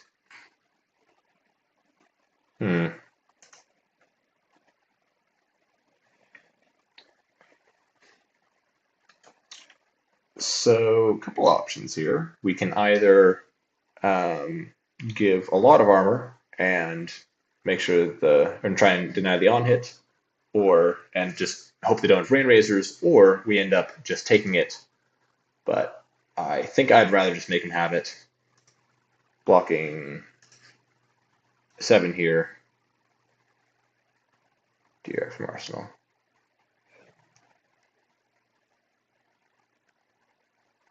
Okay, they do have it. It's unfortunate. I think we really would have preferred if they had double Rain Razors. Okay. Sure, fair. I think we end up playing it out anyway, purely just because we need to save life here. And we'll just send in 2 and pass. To give it a go again. Can't use it, unfortunately.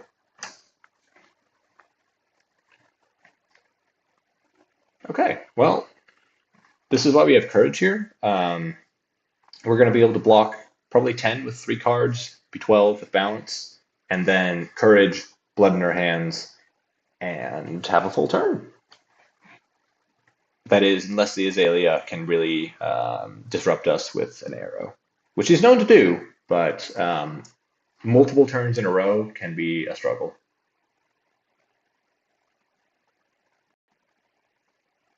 Drill Shot. We do not care in the least. It's still maybe a decent idea just to end up blocking this. Let's see. So we either the question is really, do we want to keep the Blade Flurry? And I think currently we're going 3-3-1 because of Frailty, and that's 7. This would force card blocks, and I think that could be enough. Yeah. Unfortunately, since we're getting hit with Seek and Destroy, I think we just need to use the Shunt. Just pitching a card. 2 card 6. Totally fine. Um, and yeah, sink below. Deny the on hit. We're not going to have Arsenal, which is unfortunate, but we're going to have a full turn.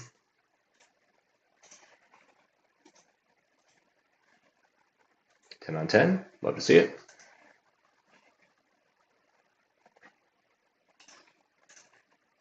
Now, in this matchup, you saw I took out Raisin Army, which is mostly just because you don't have time to do it. However, I've sometimes tried to sneak like one in, purely because of just the fact that like it can be really crippling against this Aelia. Like she doesn't have easy go agains or anything. Um, so there's definitely some power there. However, I don't know. It's just awkward, you know. And if we're keeping in Raisin Army, we do have to take out another card, probably just Determination or something. But I don't know. It's sort of a give and take here. Sometimes we do end up using the gold purely just to draw, to try and find a D-React. And they give up Cross-Wrap over Tunic. That's interesting. Maybe it's because they already have the off this turn, and they're trying to survive one more turn to Tunic 3. Well, we have Iron Song Determination here. It's not really too used in this matchup, but it could get played.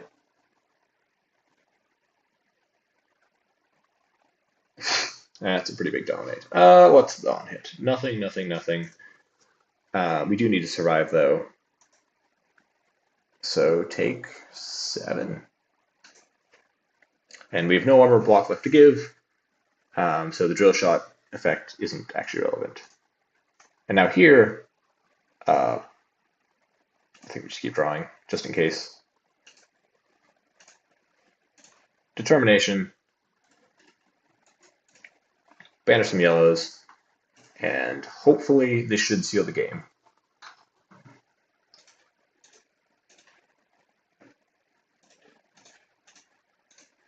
Five dominate?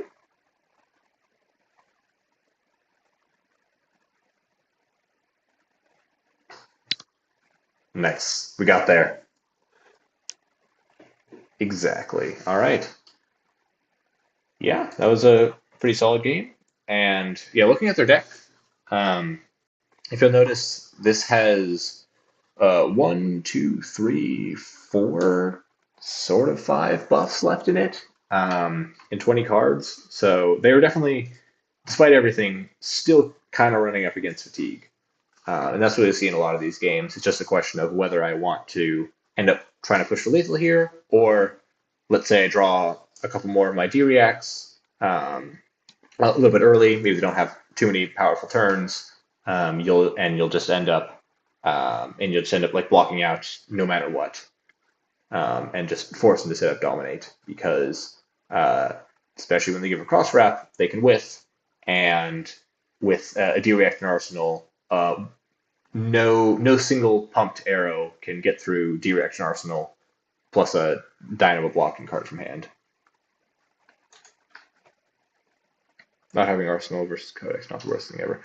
Yeah, like typically we really don't want to get Codex when we have an attack action, even though CNC is really good, purely because it disrupts the hand.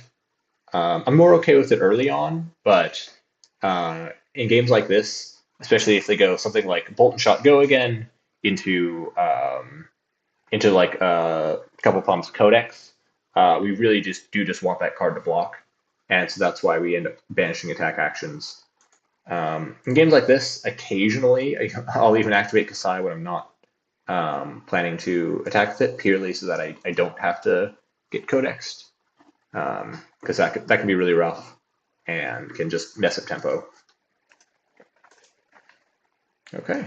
And by the way, thanks again for sticking with me. I know that I was not on the Talishar screen for a bit. So appreciate that. And yeah, well, could maybe try one more.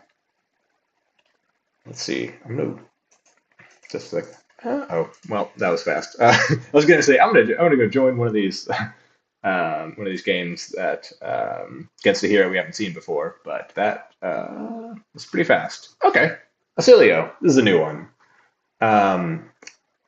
Yeah, this is going to be a fast matchup. We may not even get to Tunic 3. I played against this guy, Zachary Wallach, known illusionist and wizard lover, and he killed me when I had 3 turns. He turned, 0, he ended up playing something. Can I see who goes first? Not really here. Oh well. I think he did 6 arcane damage 1 turn. On his next turn, which is his 3rd turn, he Tunic popped off with Lightning Greaves, opted for 11 off of Aether Spindle, which was evil. And then on the 3rd turn, he Calm Stormed me for 14, and I died on the spot. So, hoping that doesn't happen. We'll see how it goes. Let's see. In terms of cards cut down, like we're really just cutting down to whatever like the easy 60 is. I think that may end up cutting it here. Probably take that all you got first.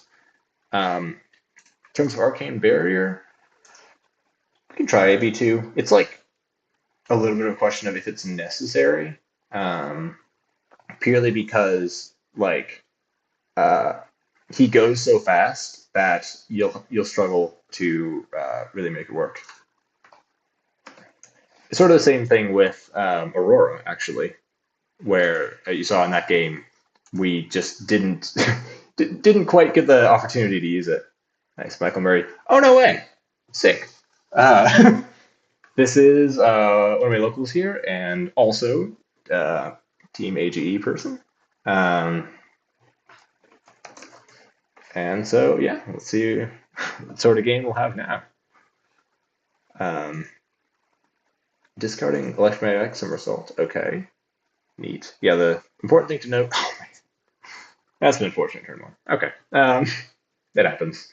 Double Sigil, up to 42. Love it. Yeah, the thing to watch out for is Tunic on 3, because that's when he has Lightning Greaves all primed and ready to go. I think for that reason, we just want to send CNC. We just want Disruption, because his big turns require big hands. A lot of times his 2-card hands are, I don't know, maybe play a Sigil and then just play an Arcane spell.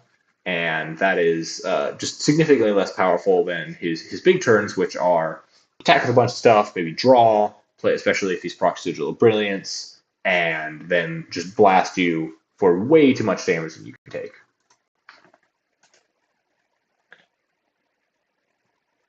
Okay. We got his equipment. Sweet. Aelia does not block well, so this is where I think CNC does shine, is just situations like this. Is he going to play a Sigil here? The answer is almost certainly. Which leaves a question of what we want to do about it. If we think he's going to Sigil into Arcane Spell, he's not going to have an arsenal for CNC. But we may end up just blocking 6 here, because we don't really have a good hand anyway. Unfortunate. Lightning Valley. This is one of the reasons not to run EB, is that you just get the extra block here. Help Deny, Channel Lightning Valley. If you can make Channel Lightning Valley trigger on his Arcane spells, you're really happy. Because a lot of times he can't use those extra cards in hand. And so they just kind of end up going to waste. Whereas here, if he draws like an attack, let's say, he can just play it out, amp Volzar more, and get ready to send something big. Let's see what he plays, though. Pitching a Lightning Valley. Yep, to channel. Okay, makes sense. We'll take a pass. Sweet. CNC again. See if we can disrupt him. Discard draw. Now, looking at this, that is 10, 57, 67. He is at 72 cards. He brought in, I think, every single card he could have possibly brought in. That is notable. And it means that he's probably expecting to go towards Fatigue And so he really wants those extra draws in order to find the resources and the time he needs to get through all my health. Okay, Calm Storm's not bad. Calm Storm Shock. Both modes. Okay. He draws off Lightning Valley. He probably has Sigil or something. This does not have Go again, notably. So this is currently his whole turn. Okay, Sigil. Volzard Amp, right. Currently taking 7 here.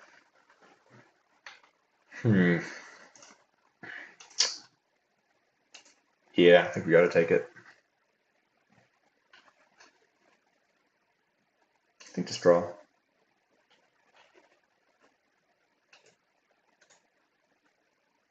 Okay. Sure.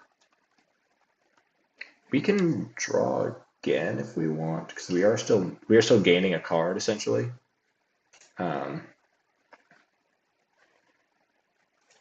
So okay, doing it like this. Banish attack actions, and we are going to swing in.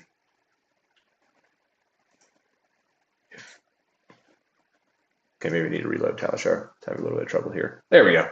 Kind of swing in, get copper, get gold, and once again, just arsenal a solid card. Now, he pitched a Lightning Valley, played a Lightning Valley, and he's played 1 Sigil. These are really like some of the power cards that you want to watch out for. When you have a lot of Sigils, that can fit the turns that really just kill you and go way above rate. Same with Channel, sort of acts as a Sigil. It's another draw. So I'm pretty happy that we have had 2 Channel Lightning Valleys basically used. I highly doubt that we're going to sink below. Oh, interesting. So on a little bit of a more defensive version to block Dominate. Yeah, so he's probably not going to see him again, basically, because this is 12, 13, yeah, like 13 to 14 turns away is going to be his Channel Lightning Valley. Maybe a little less Aelia, draw his card. But yeah, that means that he has basically 1 left in deck that he really needs to be aware of. And it looks like we may just get his whole turn here. Either that or Tunic, and both of them are probably tough for him to deal with. I'll take this, though. Okay, we get the hit. Yeah, Tunic is really what enables big Lightning Greaves turns, so he really doesn't want to give it up right now.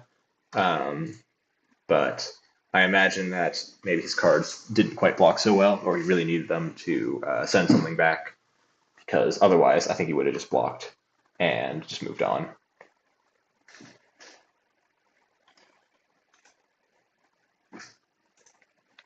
So far, haven't seen too much big arcane. I think he's.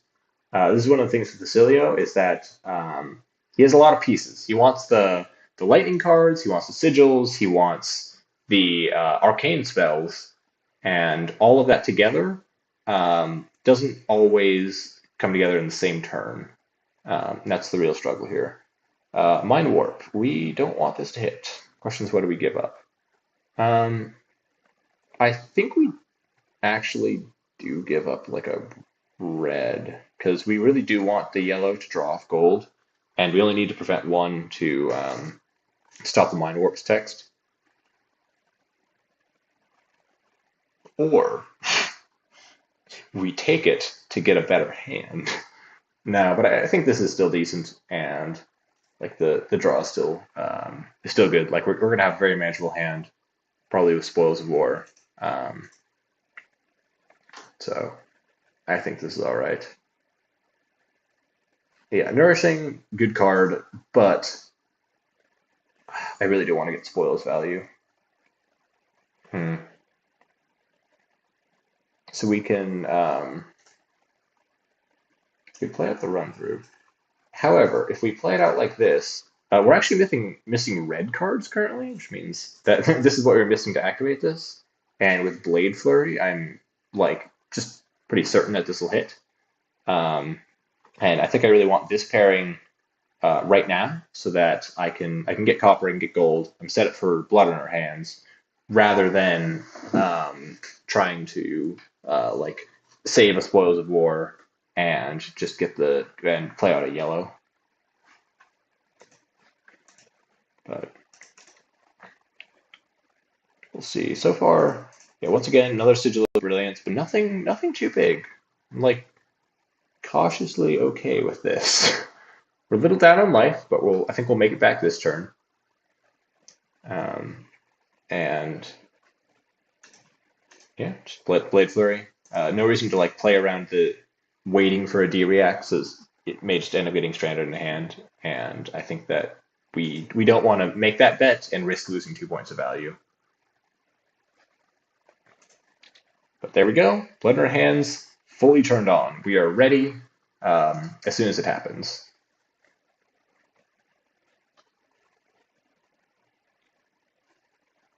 Looking at the graveyard. Yeah, none in the graveyard. We haven't seen. I don't think we've seen any. Unless it was turn 0. Yeah, it was turn 0 or turn 1, I guess. We did have one thing, and that was notable. That one blood in our hands that we pitched away. Here, I think that didn't use Greaves here, which is curious. He could still just play like Blink or something. Like this is still a pretty decent turn for him, but I think we're comfortable blocking, and really just force him to have these pop-off turns, because I think that our game plan. Yeah. Okay. Oh, resolution. Right. Now he pops Greaves. Okay, but off Tunic, this is really good for us. Because yeah, our next turn is going to be draw off gold, swing twice with run through, and that's probably it. Okay, Sigil of Connectivity. This is an interesting card here. Sigil of Connectivity will never proc for me. I'll never deal arcane damage unless he does some shenanigans with Burn Up Shock, targeting himself with the shock in order to get an embodiment of lightning, which, good for you. That's sick. But yeah, it's never going to proc except with this one card called I do not remember a series of cards. It's one that says deals 3+ X damage, or X is the number of sigils, and on Surge, he's going to end up getting gaining a life and then shuffling them back into the deck, which triggers their leaving the battlefield. Spindle for 9. This seems eerily familiar to that last game I played at SAC. Definitely take it on the chin. I don't think we can afford to AB here and just not have a turn, rather than swing 6, get a new card in Arsenal, and yeah. Op 7's so bad though. It's like terrible. He's just guaranteed to have another good turn. Okay. If we really are just trying to play around blood in our hands, and getting tempo back that way, I think the worst thing that can happen is not getting to blood on our hands.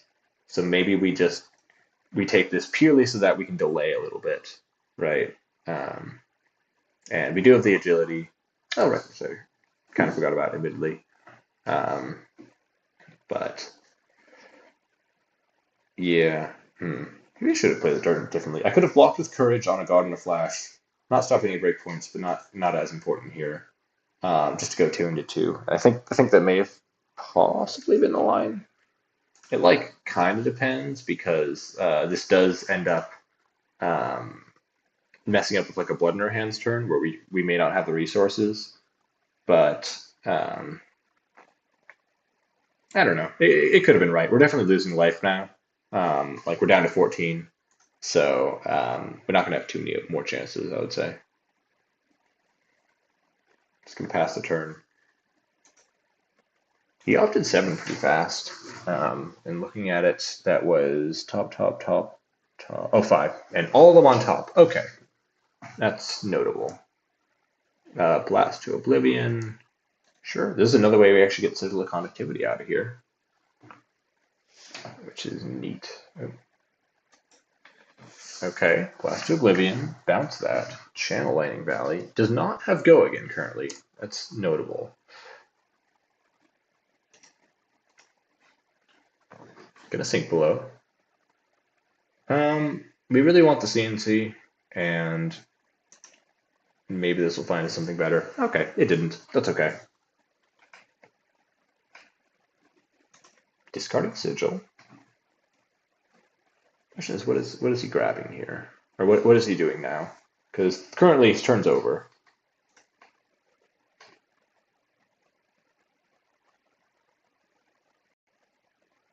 Okay. He can't pitch to Volzar.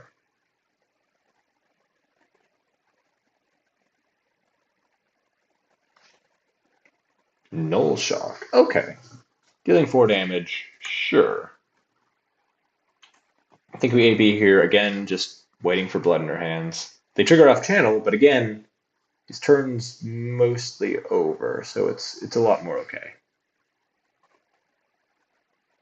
So probably just gonna see a pass turn. Love to see it. Okay, and we get to send CNC, and try to buy us some time to blood in her hands.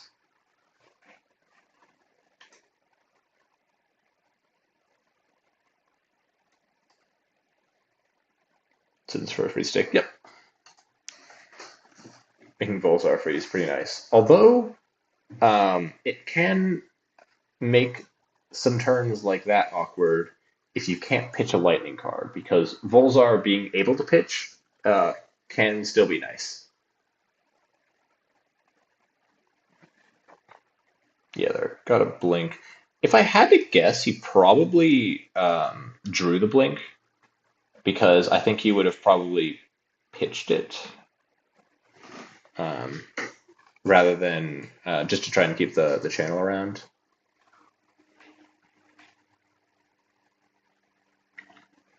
Okay, blast. Yeah, sure. Once again, getting the value. Give this up. Discharge. Okay. Bounces, gets to send what's probably going to be 7 next attack. Maybe a little less, depends on how it goes. And then probably just trying to prime a Volzar at the end. So that means I think that our response is going to be block Blade Flurry, block Courage, and then just AB2 on Glint. Especially with current funnel. Like this means he might even be able to doubles. Well, not right now, because he Volzard. He hasn't Volzard yet, so probably just single. So yeah, nevertheless, just convert this into block. 3. He can't Volzar. He has no sigil. He bounced it.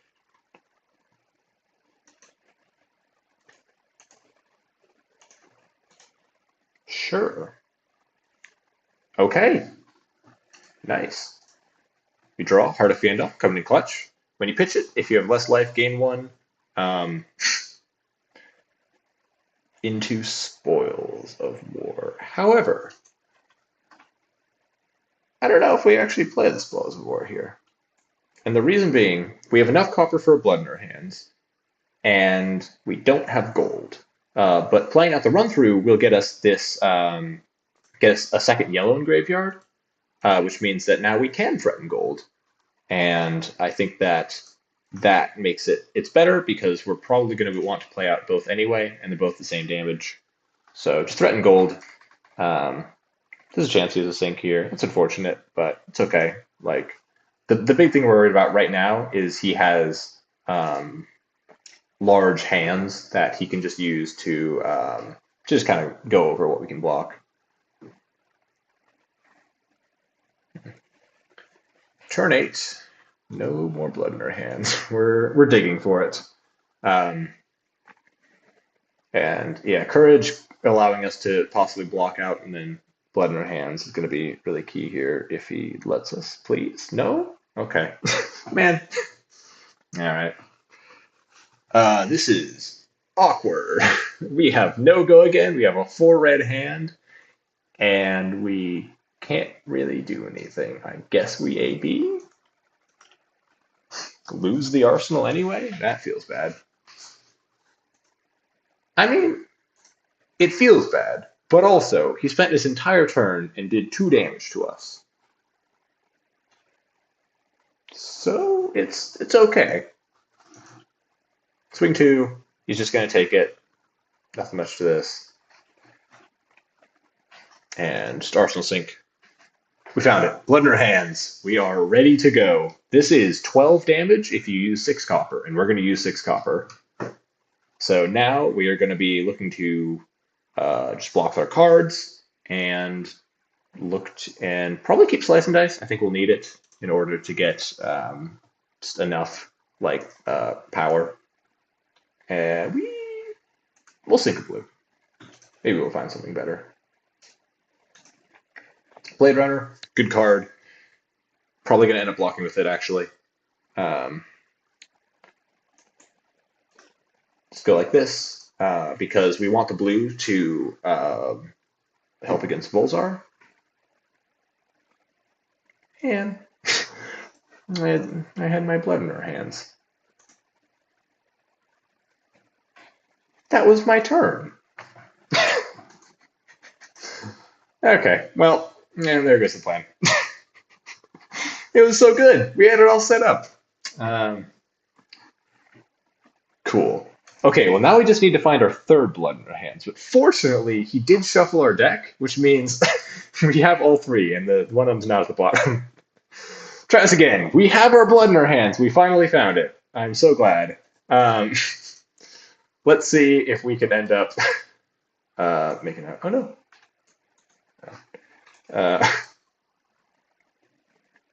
That was funny.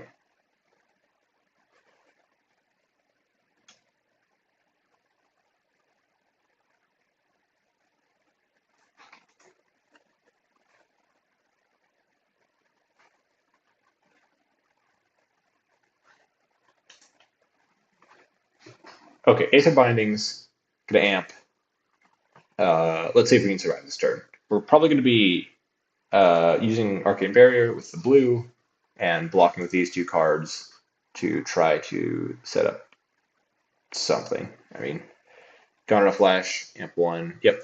We'll keep the in the swing just in case we end up having it. I doubt we will, but in case he just ends up doing this and then just playing out an Arcane Spell with Volzar, keep in the swing, get 3 more damage.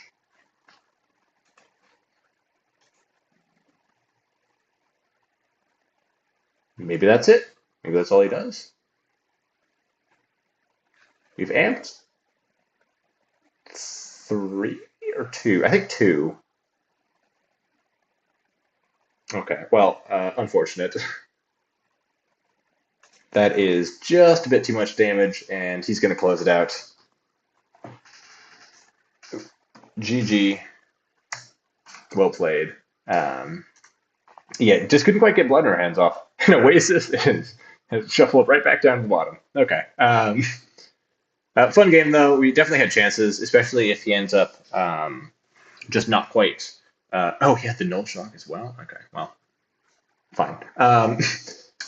Yeah, like, we had chances. Blood in our hands, I think, could have maybe pushed us through, but some timely disruption meant that we did not quite get there.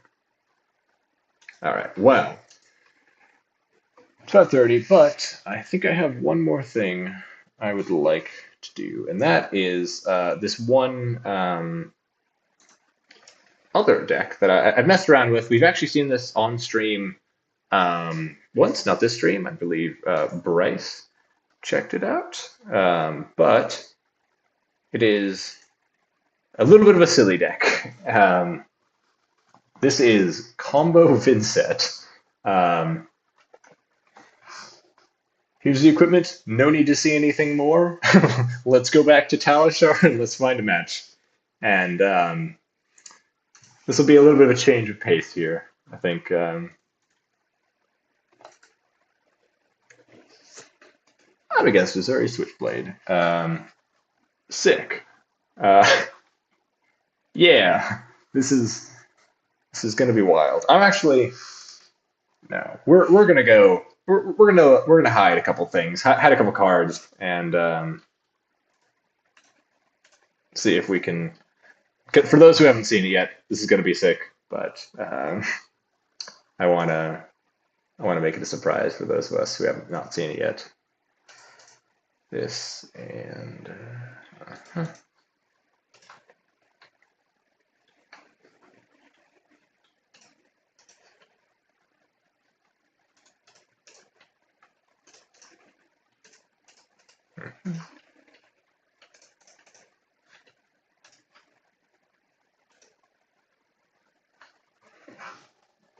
All right, back to Talishar. Yep, this is our hand. It's a very good one.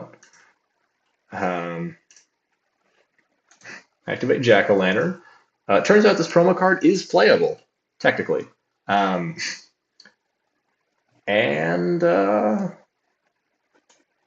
pass, yeah. Take two. We're going to be hanging a lot more, don't worry.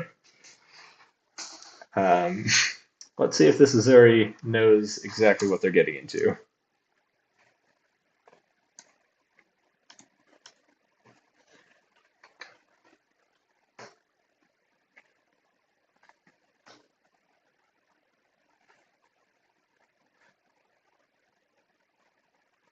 Oh, I was like, is this no AB?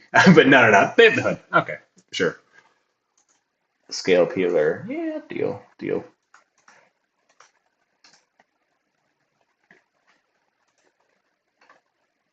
Not going to be too relevant here. I think we just end up. Gonna block two. So that when the Missouri swap in, we okay, they didn't. Do we want to do it anyway? Because this is damage. Yeah, I think I still do want the opt, like despite everything. Just bottom this. That way Jack-o'-lantern can actually hit. Jack-o'-lantern is a card that helps us just tutor out combo pieces. Not tutor really. Just search for combo pieces. Banish top card. Tome, love to see it. Yeah, arsenal this. We are going to be building up to what is it? Very, very large turn, shall we say.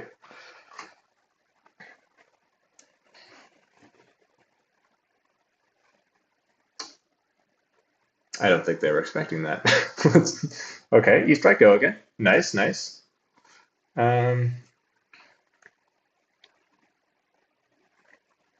Currently, they've dealt 2 damage to us, and we've dealt 6. I think we want to banish Eulogy. We probably want Jack-o'-lantern. We probably want to keep most of the hand. I think we do just take this, especially so that we can stop some other disruption.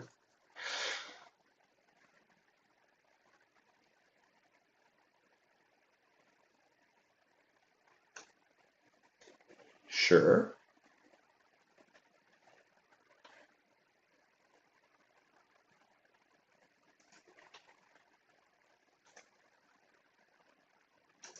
Don't need swarming. Death touch, okay. See what we get. Inertia. Fair, honestly. Blood tribute, if we're gonna opt 3. Yes. Yes, indeed. I would love that. This is opt 3, banish top card of your deck. Do I need more core belchings? I don't think I have 4 rift binds. We're actually not looking for core belchings now. We'll top and then top. Banish that. I'll play this. Banish that. Requiem. Just because it's going to get inertiaed anyway. Let's just play it out. Sick. Take 7. All right.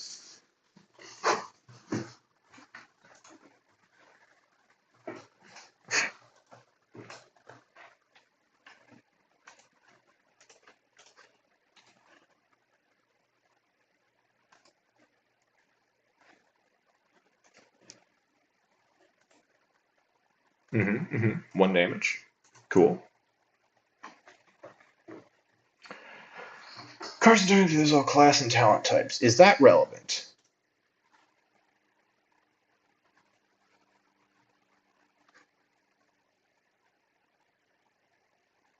Yes, for Vincent? Not really here, actually. I would say overall that's kind of whatever.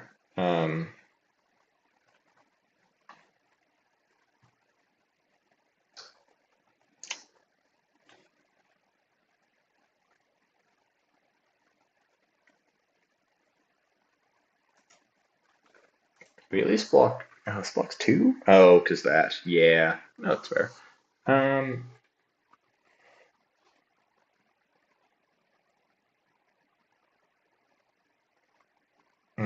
I'd probably block here. Just so we don't take as much damage. Like, that is an issue, I would say. And here, like, we're already taking a lot. I think I just am okay arsenaling Shadow Verser. Banish this, play Blood Tribute. Keep the sink below for next turn. Take 9? I promise this is a deck. We just need to hang on for one turn, and then we're gonna send it. And you guys will hopefully see the fireworks. Sure. My hand blocks 4 here, so let's hope it's nothing. Okay. Yeah. Let's do this. Let's keep creepers. Missouri? Sure. Sink below. Do we want to sink? I think we do want. No, we don't want to sink. We can't. Because we can. Unless we really want a blood tribute opt. But right now, I think we have to. Because Vincent's forced, we're going to have to banish, I think, Tome of Torment. Yeah, no sink. Shred. Okay, sure. Death Touch. Yeah. We got Blood Rot. Bold of you to assume I won't already do that myself. Yeah, no, this this turn. Look at the cards. 4, 5, 6, 7, 8, 10 cards in banish. We're doing things. Okay, full control on. We need to do that. We are going to start off with a tome. Order it Vincent procs first. We'll let Vincent proc. Pay a life. Eloquent still in the stack. I'm actually going to Blood Tribute first. We want the opts. Op 3, banish top card of deck. 1, 2, 3, 4. We have. I think we want to draw Blood Tribute, or do we want to just draw the Riftbind?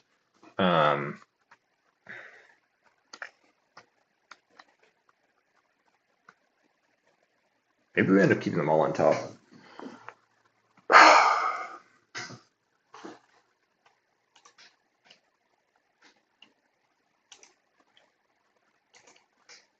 Okay.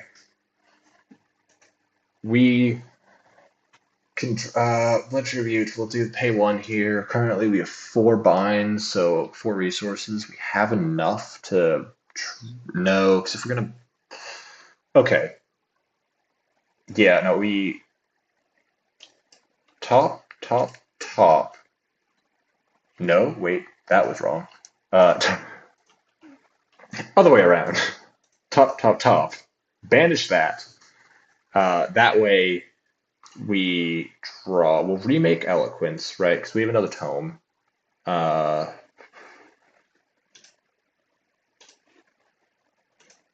will let this resolve. We're gonna keep some more because we're gonna do it again anyway.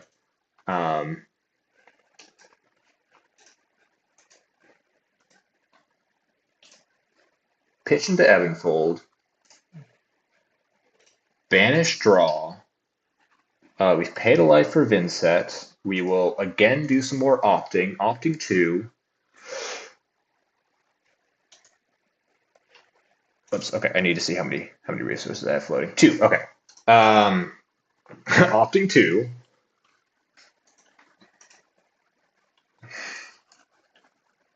We need to draw one more. We'll draw it off tome. We want to banish seeds. And I think just drawing a 2-block is good enough. Or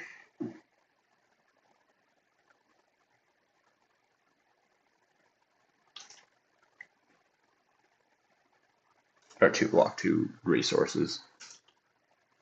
Then we'll do this. We'll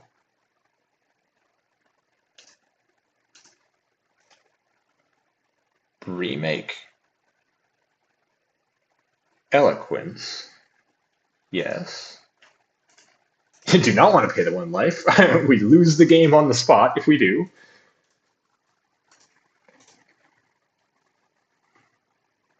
Cool. We're getting somewhere. We have 5 action points as well. Just, for fun. We're going to want to play Seeds. The question is, do we want to play Seeds now? Because we want to do it before the Rift Binds. However, we may want to spellbound Creepers. Because if we're going to do Eulogy, this will cost 0. We'll go down to 1 resource to activate this. 3, 5, yes, okay. Send in the Eulogy. We are dead this turn if we do not kill them.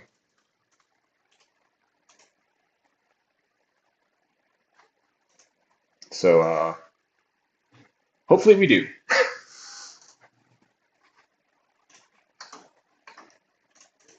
Yeah, Fate Foreseen. Okay. I imagine that has been stuck there for a while. Creepers.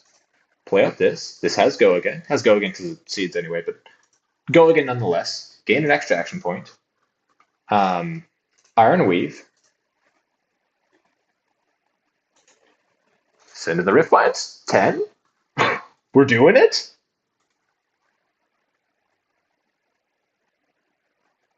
Yeah. Okay.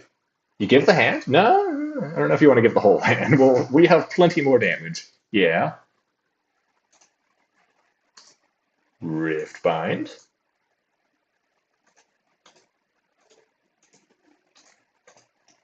Sure. Rift Bind. 9 more.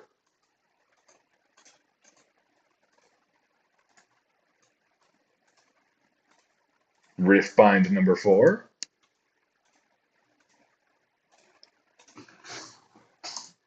Bind number 5. 40-0, 1 turn kill. And we played 16 cards that turn. That was sick. This is the deck that I bring to armories when I'm not trying to be competitive. I'm trying to be silly, and man, that was silly. Turn 5. We got him. You're kidding me. Oh, no. Yep, that's the deck. That's it. Nice. Good game, opponent. Thank you for letting me do that. Yeah. All right. Why don't I actually show you the deck now? Send it back to the screen. Yeah, this is combo Vincent. Basically, the entire goal is we have this card called Rift Bind. It says it gets plus X, where X is the number of non-attack actions you've played, and we intend to do that as much as possible. The rest of the deck is just non-attack actions. Tome of Torment, draw a card, non-attack. We have Seeds of Agony, which will proc off the Rift Binds. It's 1 arcane damage, non-attack. All of these actions are non-attacks, but they have a curious interaction with Eloquence, which is that Eloquence, when it goes on the stack, it doesn't need to destroy itself in order to gain go again.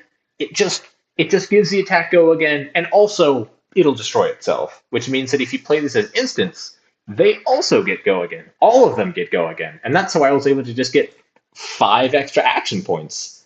By just playing all of these. 4 of them, technically playing them, 1 by creepers, which got me the 5th. And yeah, that just means tons of action points, draw. Man, this before Tome of Fiendel was banned was even more busted. So clearly this was the reason why it got banned. It was too powerful in combo Vincent.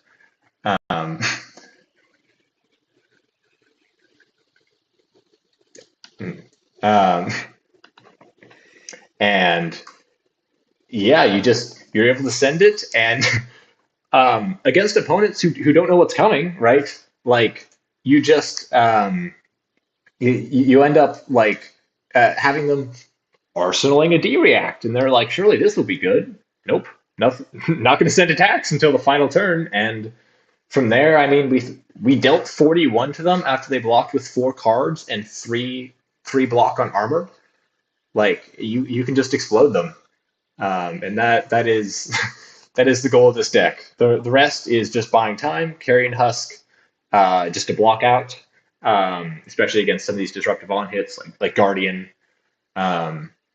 Now, don't tell anyone, but the secret way to beat this deck is a singular Warmonger's Diplomacy. If you can only play non-attacks or attacks, that's it. Game's over. So, unfortunately, that didn't happen, and it's probably one of the reasons this deck is not like competitively viable. But yeah, it's a blast to play overall, and you can blast your opponents. Let's see.